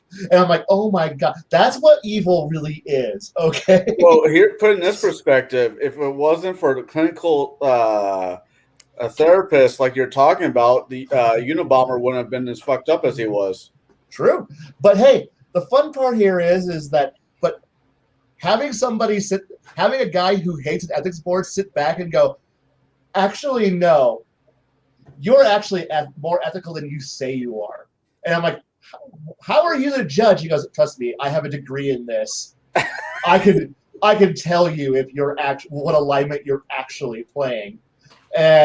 But I say you're not, and I'm sitting here back going, I'm not drunk enough for this conversation. You guys all talk amongst yourselves. I'm gonna go drink some more while you guys hammer out what your alignments are. And he's like, "I'm putting aside me being your friend and a player. I'm now an ethics board. I'm going to tell you what alignment you are. Tell me what you want, and I'll tell you if it's good or not, and if it's ethical or not." And they're like, and I'm like, "This is what a lawful neutral god is like. He's going to enforce order on you. And he doesn't care about if you are happy or not when it's over." And I'm like, "John, you're a gift. I'm going to miss you when you're gone." And he's like, "I'm going to miss everyone when I'm gone. Bye." My question is on that. You said God, and I'm thinking about gaming in general. But have any of you guys been in a campaign where it is God heavy, or the deity is known and will make an appearance either for the boon or bane of your existence? Oh yeah. Yes. By God, yes. I've been in a few. Unfortunately, I've always been not that person's follower, so it's kind of bit me in the ass on different occasions. The thing is that you need to be able to have, if you're going to have a GM who is running 1.5 million gods, which, dear God, someday I will actually write out my entire celestial bureaucracy network so you can see how crazy it actually is. Because there's a pantheon for humans and a pantheon for elves and a pantheon for dwarves. No. Here's the celestial bureaucracy. Deal with it. This is incomprehensible. I'm like, it is. It's not supposed to be. Beyond mortal ken. But there's a guy in charge of everything. No, not one guy. There's a person in charge of everything. Oh, so who do I go to for this? Get in line, take a number. Who do I pray to? You pray to. You hope someone's listening. Oh shit! And they're like, "But I'm a cleric and I pray to this god." Yes, and he's very, very busy right now. But he grants your spells are being granted by a subordinate of his who's handling your prayers because he's busy being the god of whatever he's supposed to be god of. But he's the god of war. He's the god of war. It's a very large planet. There's a war going. There's like 5 wars going on, and you're doing what? Getting ready to go fight like 5 goblins and an orc? He really can't. Well, but I'm here to bring law. There's like 15 cities that all need lawbringers. you're just one guy, but I'm important. No, you're not. God, it's like going to the not human, going to any government building to fill out paperwork. Can I talk to my agent? No, but you can talk to me. But I need him to fill out my this. No, he actually doesn't do it. His, somebody else does it. And then resource department at any job. And then like 3 days later, an angel shows up. I'm your caseworker. Where were you your 3 days caseworker. ago? I'm Juno, your caseworker. And it's like, huh? But I was wanting to talk to. Are you an angel of my God? No, I'm actually in. They pawned like you're actually in. You're dealing with the Department of Lost Mysteries right now because you're in this dungeon, and so they pawned you off to the appropriate deity department. And I'm here to talk to you about whatever your problem is. Well, but got a question? Yeah. Here's your answer. And see, that makes a whole lot more sense because when you get those phone calls trying to talk to you about your car warranty, that's really the other side of the argument. and the thing is that suddenly it makes the idea of it's like I am the god of this field. Do you have anything important? No, I actually just kind of guard this field. Is that your job? Yes. And I'm very proud of that job. Thank you very much. We could just kill you. You could. And we've brought out paladins and earth dong. I said dong. And the thing is that and it's like it's fun. So yes, if you can just get yourself away from this weird, kind of Tolkien-esque inspired or traditional pantheon logic, you can have a lot of fun getting crazy with having fun. And suddenly it's like, well, I'm a paladin. Yeah, cool. You're like one of there's 5 lawful good paladins. Well, which one's the paladin that I'm a part? You chose when you created your character. You're a paladin of that god. Congrats, go. And that paladin over there, yeah, he's also lawful good. He's also part of a crusader god. But he's a god of this. Wait, what? How many gods are there? Just don't ask that question. You like bureaucracy, though. I very much am a king of bureaucracy. I love making people look at just how the universe is far bigger than you'll ever comprehend. Super complicated. I both want to sit at his campaign to play and also not sit at his campaign to play because how... Okay, there's ways to not deal with the bureaucracy. So, yes. So if you're not dealing with the Celestials at all, you don't have to deal with that bureaucracy. And the whole tax people you talked about before, if you don't hide from them, then you don't have to deal with them either. The thing is that the entire world actually has a whole lot of things that are keeping it running. But if you don't look at it, they're all invisible. They're all running in the background the way it should always work. And that's where heroes come in. When the great gears of the universe crunch to a halt and they needed somebody to go in there and pry a goblin out of the gears. Or there's a demon causing problems. You know what? And the gods, we're just here to help push you in the right direction to fix the problem. Stick you in that cog so you can grease it. That's right. Yeah. It's going to get greased one way or another. You're going to get that debris out, or your dead body is going to grease that gear. One way or another, it's going to keep turning. Oh, that's not good. It's not supposed to be good. It's an uncaring universe. It's powerful, and it will continue to grind you down. That's why you're a hero, because you can try to break that system. You're right. But that's just weird. I just feel like if I ever sat down at Kai's campaign, I'd need 3 binders, a grid notebook, and a calculator for some damn reason. You do. I would suggest you own you buy one. Calculator on my phone, but yeah, I get what you're saying. I know.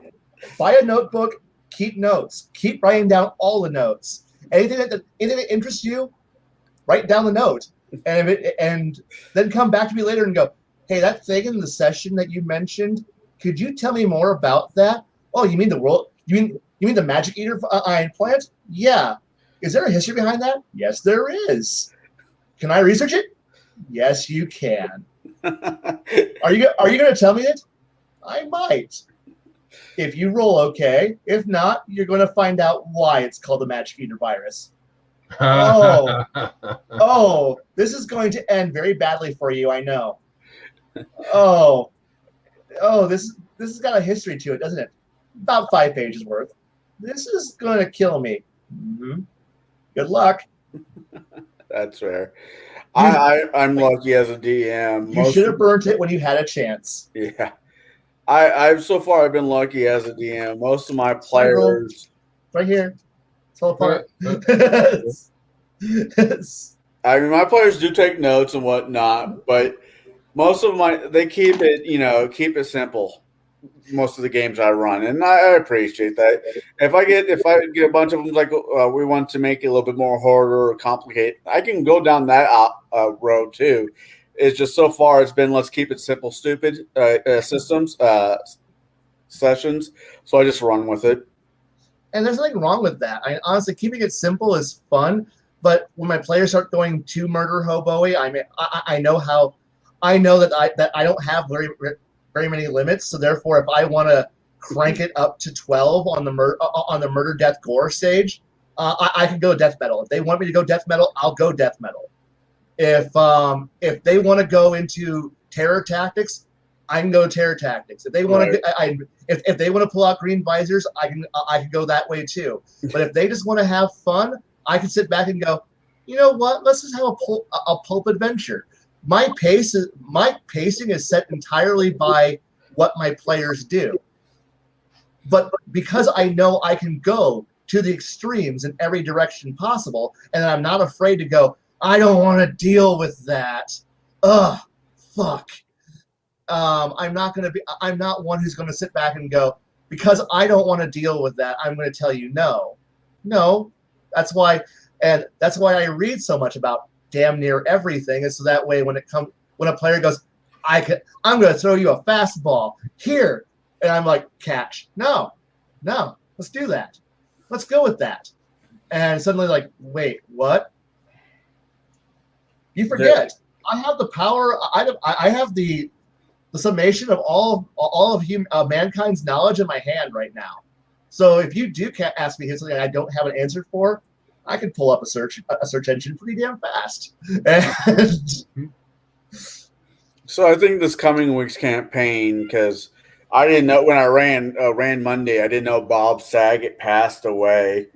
And so this coming Monday, I think I'm this coming Monday, I am the DM, because last Monday I wasn't. But this coming Monday, I'm going to put any, just for, not, I hate the concept rule, the rule of cool, but for shits and giggles, if anybody gets my Bob Saget, reference or some, pop culture comment, I think I might give an extra XP points to, just for shits and giggles. Hey, just make sure you rewatch some of his actual stand-up routine, and make sure you get some of those in there too. Oh yeah, no, I watched almost most of his stand-up. I loved his roast on Comedy Central. I haven't seen any of his stand-up. I have Farce of the Penguins though. Right. Which was okay. It was funny enough. I understand that once he got out of his family version TV show, it was all bets are off. I did hear. I listened to an interview on I think it was Joe Rogan's show. He was on that show, and it was a pretty cool interview. I had the same reaction to him that I did with Betty White. Betty White was America's grandma. ... And I remember from Golden Girls, I remember for all these other movies playing the old grandma sweet lady. Then like Plastic came out and she called that cop a cocksucker. I'm like, grandma. And so that was she's not the sweet grandma. She's right. The ornery grandma with who Saget, appears sweet. What was it? With Saget, it was that movie Half Baked, and they're at the drug meeting or whatever for ADD, but for drugs. And he stands up and is like, have you ever sucked cock for heroin? I've sucked cock for heroin. I'm like, no! Stop my childhood. Yeah. But I want to apologize for having to bow out a little bit early, only because I have to get up early for work. So I'm going to bow out at this point. Thank you for putting up with me for the night. Hey, Blanket, are you getting closer to putting your channel together for streaming uses? Getting closer, but I just gotta find a window where I'm not fixing a leaking bathroom or having to prepare for a move. So I'm getting there, but as more information happens, I'll make sure to pass it along. So I'll bid you all a good night, and I'll talk to you all next week. Bye. See you then. Thank you, buddy. Right. Yep. Okay. Joe, go ahead. For Bruce. No, I was going to ask Joe something that was topic related. Yeah, go ahead. Well, no. Aside from what we talked about last night, to keep in the context of the chat original purpose, what was it that you did in a game, either recently or maybe not so recent, to where you were like, oh my, I've got to use this again?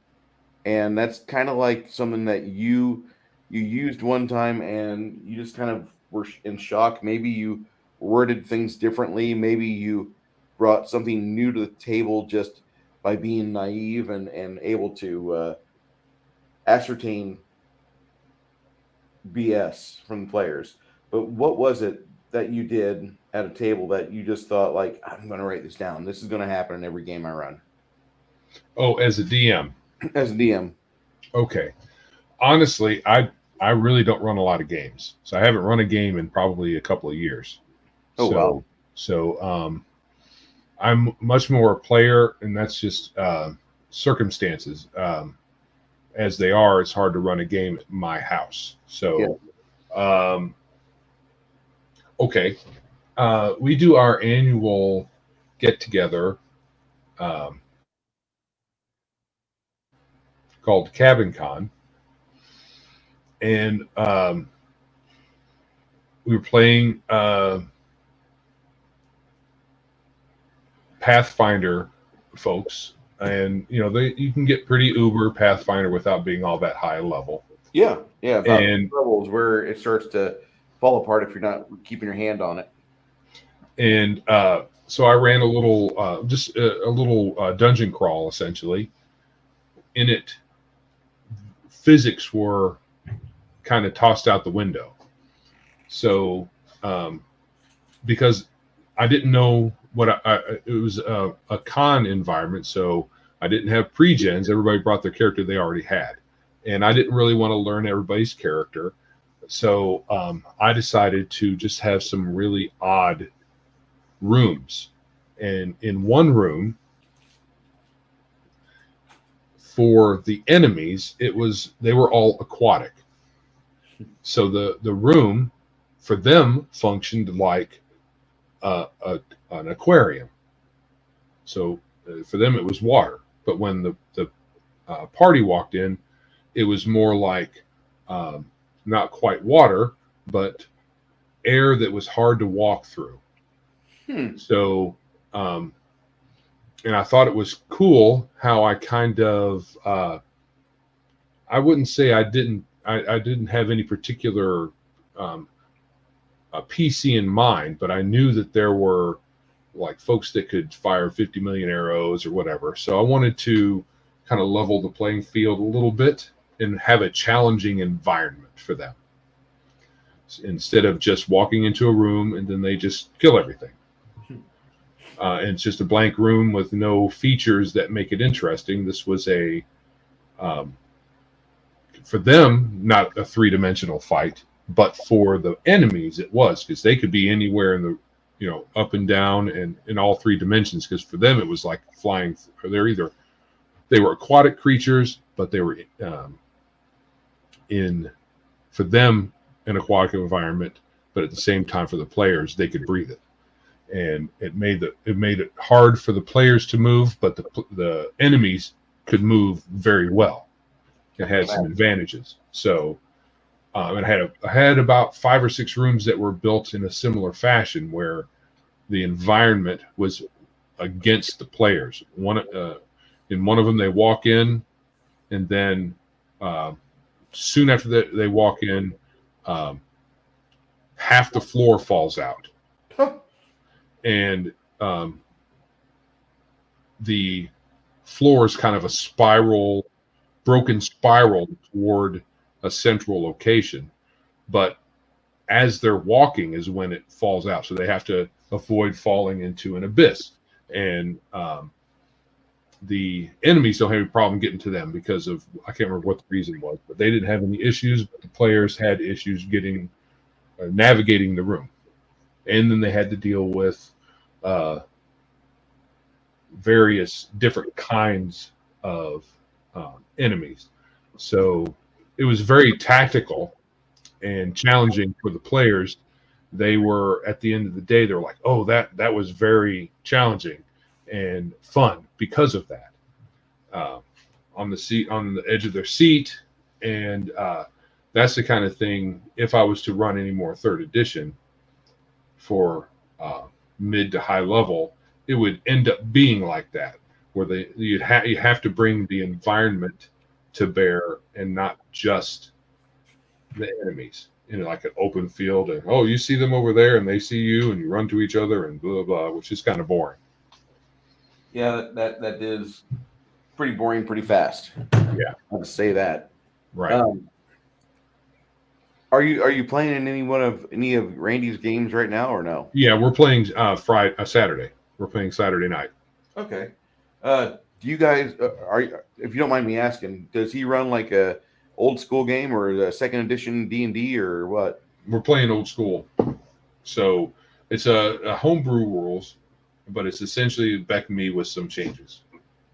And we're fiddling with some rules. We're trying to make our own thing, and we're not game designers, so who knows how long it's going to take, or even if we end up doing anything. But it'd be cool if we could nail down something interesting.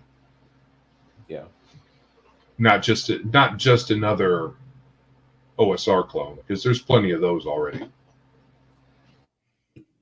Yes, I was going to buy OSE and Darker Dungeons and a bunch of other stuff, and I started looking at it, and I'm like, let me just buy the Rule Cyclopedia. I had one of those. It's pretty cheap. Hardback is really a good deal. $20, I think, is what I got for mine. And I love Chapter 5. Chapter 5 is the equipment chapter that has the combat not the combat matrix, but the combat for all of your various arms, how much damage you do at each proficiency level. Right. For the weapon mastery or whatever they call it. I love that chart. Well, I love the idea. I'm not necessarily like a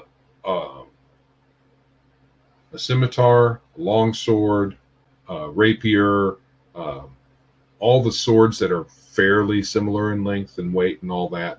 I know that they're slightly different in their employment in the real world. Scimitars are slightly different and have a different martial style to them.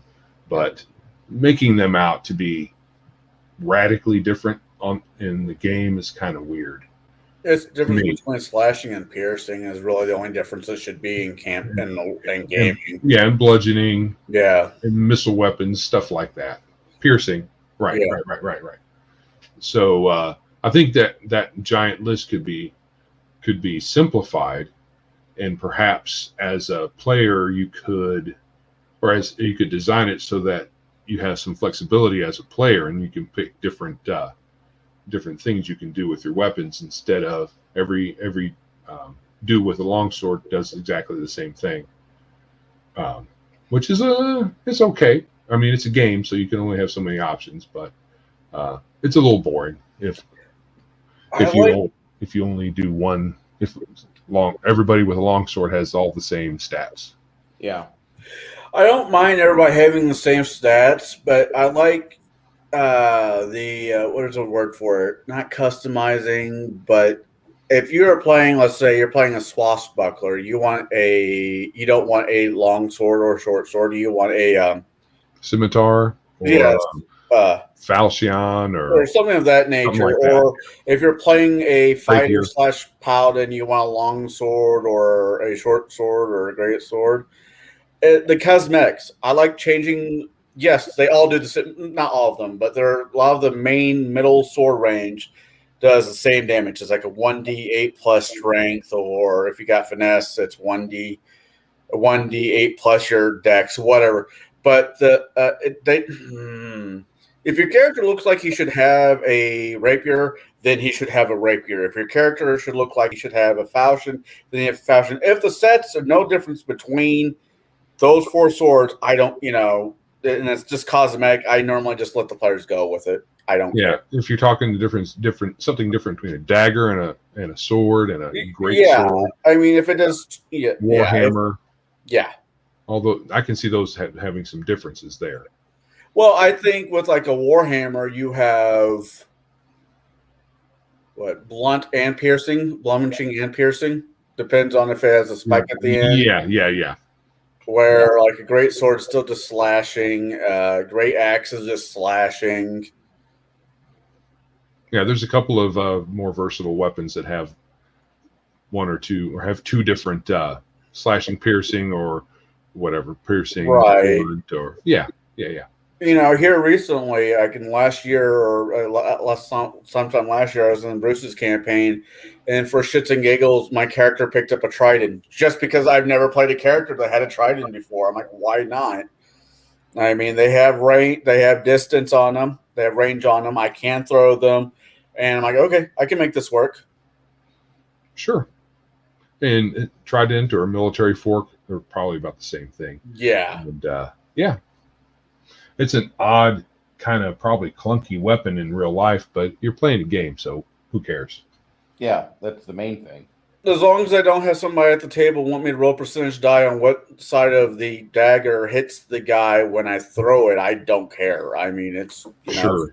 It's fantasy. Sure. And if the hilt, I mean, that's a miss. I mean, that's if you hit and you do damage, you hit him with the pointy end. Yes. Yeah. I mean, I've been hit by a hilt in the face. It hurts. It won't kill you, but you still won't feel good. Right. It'll probably ring your bell. Yeah. No, in Bruce's campaigns, I think some of my favorite players I think his favorite type of character for me to play is my throwers. Yeah. They're pretty solid. I will be a fighter that has in Pathfinder throw anything, where I will throw great swords, great axes, basically wherever I can get my hands on and throw it at the enemy. I just need to learn the trick of putting string on it so I can pull them back. So, I have a weapon for next time. Or yes, because you have disarmed yourself. Yeah.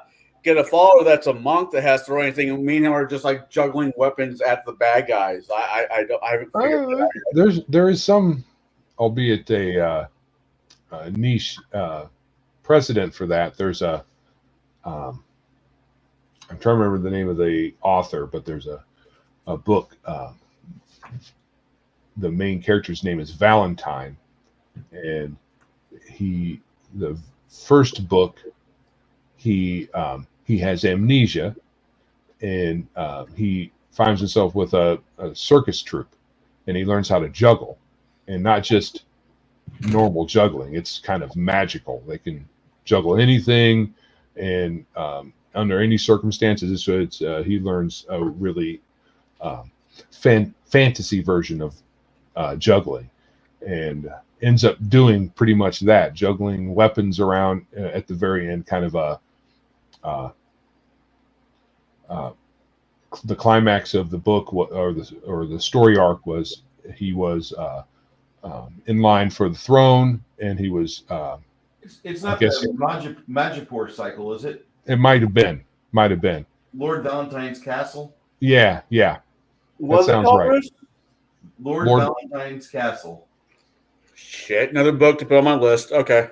So yeah, and so he learned how to juggle with folks with like 4 or 6 arms, and ended up figuring out how to keep up with them. And so once he went to take his throne back, his brother or cousin or uncle or whatever who deposed him, and then either put a curse on him so he couldn't remember or whatever it was, and started throwing things at him, and he would catch it and juggle them and throw them back. And yeah.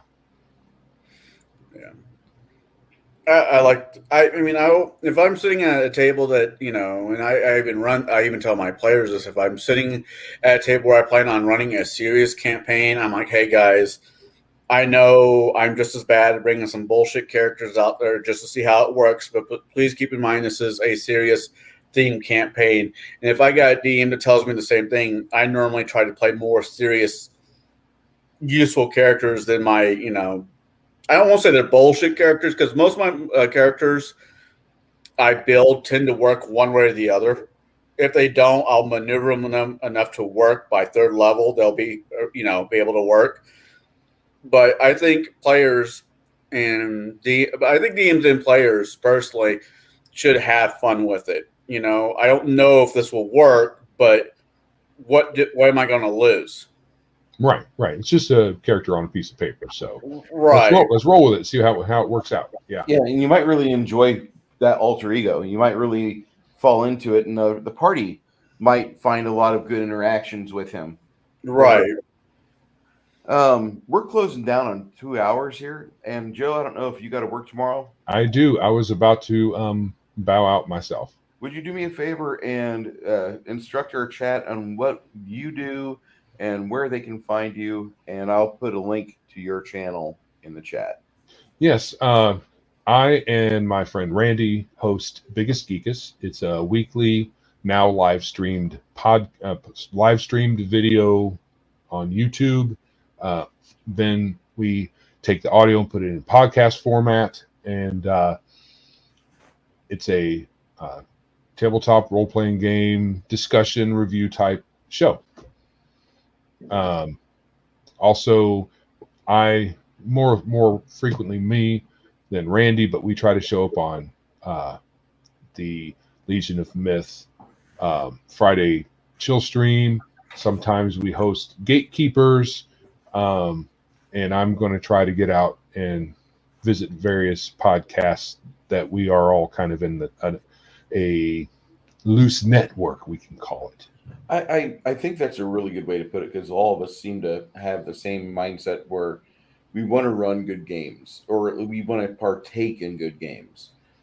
And that seems to be the one uniting factor that seems to have gotten us under this banner, is the fact that there's a lot of things coming out now that we don't really agree with. And while we don't, we're not the type of guys to be like, how dare you play a game like that? We don't really do that, but we don't want to partake in those games. I don't want to be a barista.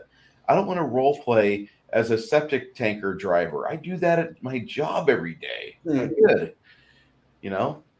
Yeah, and the prevailing kind of, and it's a minority of people, but usually the minority of people drive the lemmings around, and they've got people by the short hairs and telling these game companies how they should do things, and they're actually part of the game company, so they're kind of imposing a worldview into the game, and which is weird. That's why I don't give any money to WotC. I don't give any money to Paizo and anybody like them. I keep my money to myself. I stopped doing that years ago. Yeah, they don't need my money. They don't miss it either, really, to be honest. They're only going to they're only, but, and I firmly believe this is something that I agree with, that I listened to Eric July for canon's sake. I love Eric July, and he's one of the best minds. I can't wait for his comics to hit. Yeah, I'm going to be backing them. I'm actually a member of his site as well. Okay. So the only way to change the direction these companies are going is to get enough people to pull their money out of them. I don't know if that's possible, because a lot of people, if a book has the D&D moniker on it, they'll buy it. They don't care. It says D&D, I'm buying it. Yeah. And yeah, and if that's what you want to do with your money, that's fine. But if the only way we're going to get them to change is for them to feel it in their wallets. Oh yeah. But the other thing to do is to provide competition, which is a different way of doing it. You get enough good competition for these other companies, then people will divert their money to the competition, and then they'll feel it in their wallet somewhat. I don't know how that'll work out, how that play out. It may not play out very well because people really are hard to move in mass. Yeah. So, I agree with that. but I think as a group, as long as we have something we can do, we don't need to worry about being the biggest game in town or running the biggest game in town. We don't have to run Wizards of the Coast version of D&D, but we can do our own thing. Yeah, and that really hits on one of the, you didn't mean to, I'm sure, but like I mentioned it last night, the game masters at the tables have all the control because they're the ones that opt to put all the content from the purchase modules or campaigns, and they're the ones that are able to filter out things they see on Tumblr or Twitter if they even go to those sites. Or they can just create a fun world and narrative for their players to enjoy, and it might or it might not have the elements that the popular culture wants us to adopt. But that's going to be up to each individual table. How is that game master going to run? And therefore, the game masters truly have all the power. They Right. don't realize it, but they do. Mm-hmm. I agree. I mean, I guess I'm the odd man out here on this one. Is I will probably won't buy anything out of second edition Pathfinder because I just don't like the system anymore. But I'll buy modules out of 5e or Pathfinder, whatever.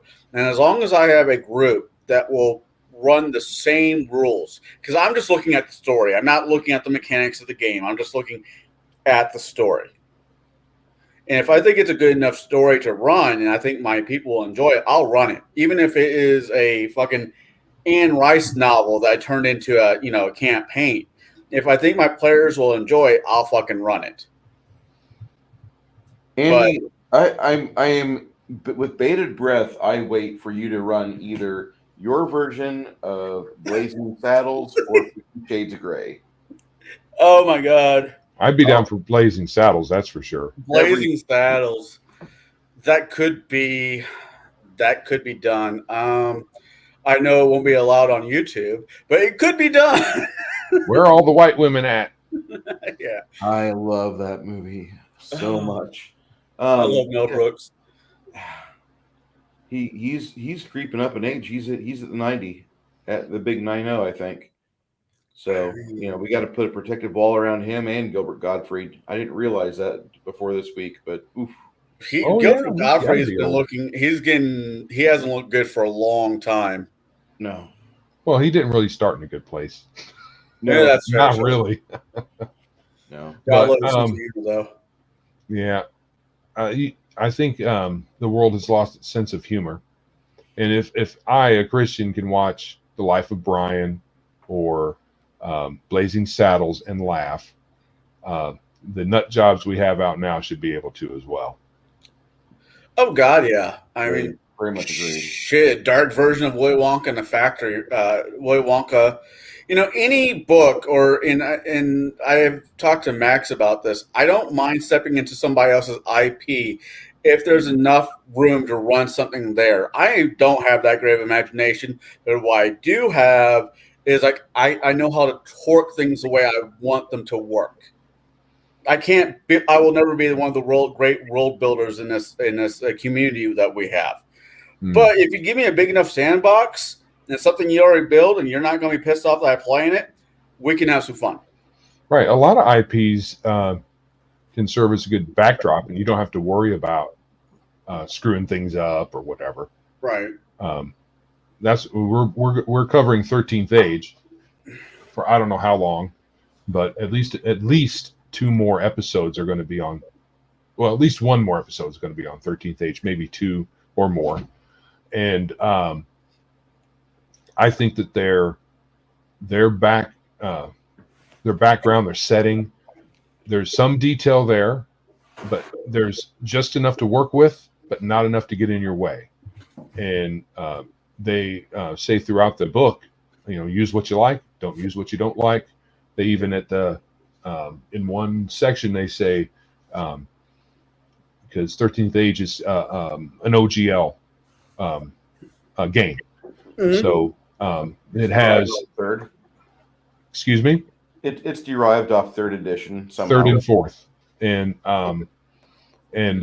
so there are 3 or 4 or 5 different elements that they say these are things you can use from our game in your game without worry. And I don't like some of them anymore.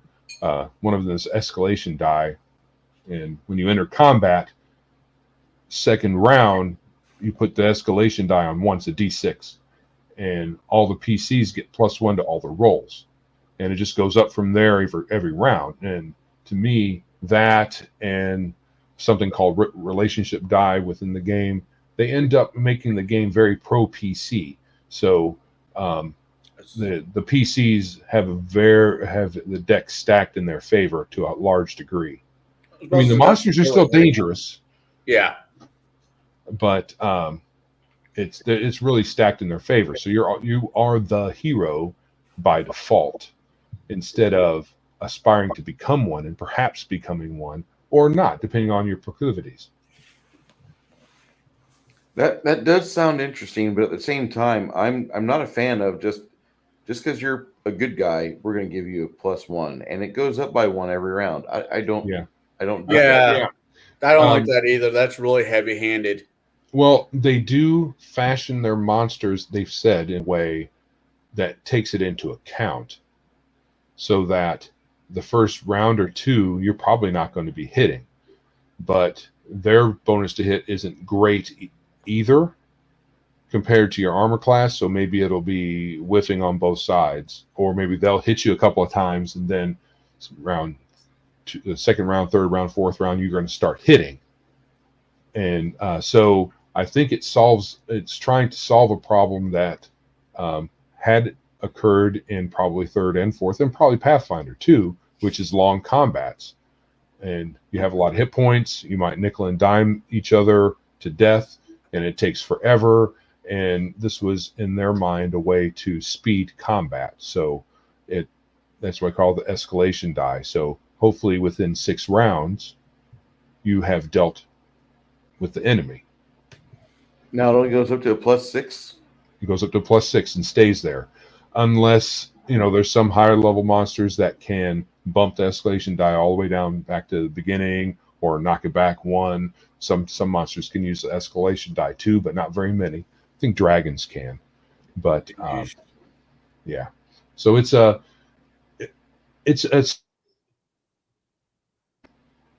style of play, which is you're the hero. It's assumed, not necessarily the good guys. You can still be evil, but you're the protagonist of the story. You're important. You're somebody, instead of aspiring to become somebody. And I'm fine with having a game system where you start out fairly competent instead of incompetent, like in basic D&D, where you can barely do anything. It's a different style of play. And you start out fairly competent, but you're not necessarily the hero yet. You still have to prove yourself through your actions, whether you're a hero or not, or the hero of the story, or just worthy of anybody's attention. Gotcha. Yeah, it was an old D&D. I cast my 1 spell for the day. I quit. I'm going to bed. Or if you're a cleric, you don't even have a spell.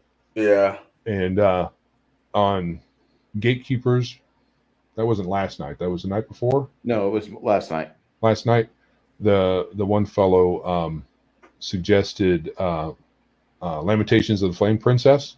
Mm-hmm. And I downloaded it, and I'm like, everybody but the fighter only has at most +1 to hit. Yeah. Everybody on the planet. Yeah, that really spotlights the fighter as this is a. But the implications of it are kind of stupid. It doesn't make sense to me either. I'm fairly in that camp where the fighter gets this. Every dwarf, no matter how many battles they've been in, are no more competent at fighting than a wizard. That doesn't work. Yeah, I mean, they might have a strength bonus, but that wizard could have a strength bonus, especially with the way your stats are determined. I mean, you roll straight down the line and you switch one if you need to. So that wizard could have. I mean, there's no telling what your strength is. It's pretty random. Right. So, and I don't think that you get stat boosts from your race. I don't think so. I didn't look too closely at it, but oh yeah, you do, and they get a con boost. Dwarfs do, so they don't even get a strength boost. So a human and a dwarf are like as not to have fairly equivalent chance of having a decent strength, no matter what class you are. So it's kind of weird. I mean, it's a different style of play, and I guess instead of giving the fighters like class features, they decided to just let them have all the attack bonus, and it only goes up to +9, no matter what level. And it's a 20 level game, so you can go 1 to 20, but their bonus to hit goes up to +9 at 9th level, I think, and stays there. So I don't know. It's just a different game. That's very different. Yeah, I know a lot of people like it, and that's fine. They took out a lot of the damage dealing spells, so there's no, except for magic missile. And that fella, he did not give accurate information. He said that you can cast whatever spell. They didn't have levels, but that's not true. Really? It has first and ninth level spells, just like regular D&D. Okay. So there might be like a modification to the rules from one of the other two stupid sounding supplements. Okay. Like vaginas or magic or whatever it's called. Stupid. And yeah. No, those are actual supplements there. Yeah. I believe you. I have no doubt in my mind those are real things. He doesn't seem like the type of person who would just say that without it being a thing. You know, I could be wrong, but in a world where there's a game called Thirsty Sword Lesbians, anything's possible. Yes. Right. So yeah, I think there's some interesting spells that they have in there. There's one called 20 Fishes, or no, Strange Water. Well, the weird thing about it is it's called Strange Water 2. There's not a Strange Water 1. It's just Strange Water 2. But basically you summon a sphere of water and it has 20 fish in it, and it immediately falls to the ground, and you eat the fish, and each fish gives the person a weird ability, and you roll on this random table. And it goes from anything from being poisoned and die to having a +6 on your strength, for a short time. And you can eat more than one fish, and then it's kind of a potion miscibility table kind of thing going on. But it's a odd spell, but it's a cool sounding spell, but it's odd. That could be cool. I mean, it's a food source. Yeah, you eat a whole fish, so maybe you don't starve that day, and you might get a power, and you might not starve. You dying is like the only big hiccup I have there. That's a hiccup. Yeah, you roll a 1 on the D20, you die, and I don't think there's a saving throw. Fuck. So I like some of the ideas that he was talking about with Lamentations, but I'm not pulling the trigger on it yet. I'll find the drive-through link tonight, and yeah, it's free, so it's it's nothing but a little short read that you're sacrificing there. So yeah, I'll check it out. I'll take a look at that. I found a library of old Dragon and old Dungeon magazines, so right now I'm just kind of sucking those up and enjoying. Like, first and second edition Dungeon magazine was just amazingly good. it was a great resource. Yeah, and you didn't have to run the whole module. You could just borrow bits or a cavern or a map here or a couple NPCs. The maps alone. Yeah. Yeah. That was worth it almost, because back then we didn't have a whole lot of real sources. Your releases from Dragon or from TSR were not that frequent, and you had another company that was endorsed by them called Judges Guild. Mm-hmm. But their art and a lot of their art design was really third hand, and it didn't look good. Judges Guild? The first edition of Judges Guild, yeah. Yeah, I looked at some I know a lot of people talk about the mega dungeon thing that they put out. They What's put it out called? a couple big ones. Dark Tower. There's one for 5e, the Mad Mage Under the Mountain, or the Mad Mage Under the Mountain that has a super fucking dungeon. That's Forgotten Realms dungeon. Yeah. Oh, yeah. Every square is 10. If one square is supposed to be 5x5, normally its square is 10x10. And I was like, would you mind drawing that out? And I think my response was, you can go fuck yourself. That's great. Well, back in the day, the Judges Guild thing it wasn't Empire of the Petal Throne. It was another one that has in the last few years the Judges Guild folks kind of got poo-pooed all over because of naughty poo-poo words that they said. Oh, no. And they might have been not good people, but everybody was saying don't get that. I'm trying to remember the name of it. I know what you're talking about. The son Invisible Overlord. Yes, City State, the Invisible Overlord. Yeah. And the first edition of that, or the early edition of that, the maps were kind of crude, not very well done. Yeah, the whole product was kind of like a. I don't know if you've seen old mimeographs. It was the first from back in the day. Yeah, it was the first. It was before Greyhawk became really Greyhawk. Well, I mean the old books, the Dungeons and Dragons, old D&D, little booklets. They don't have high production value. No.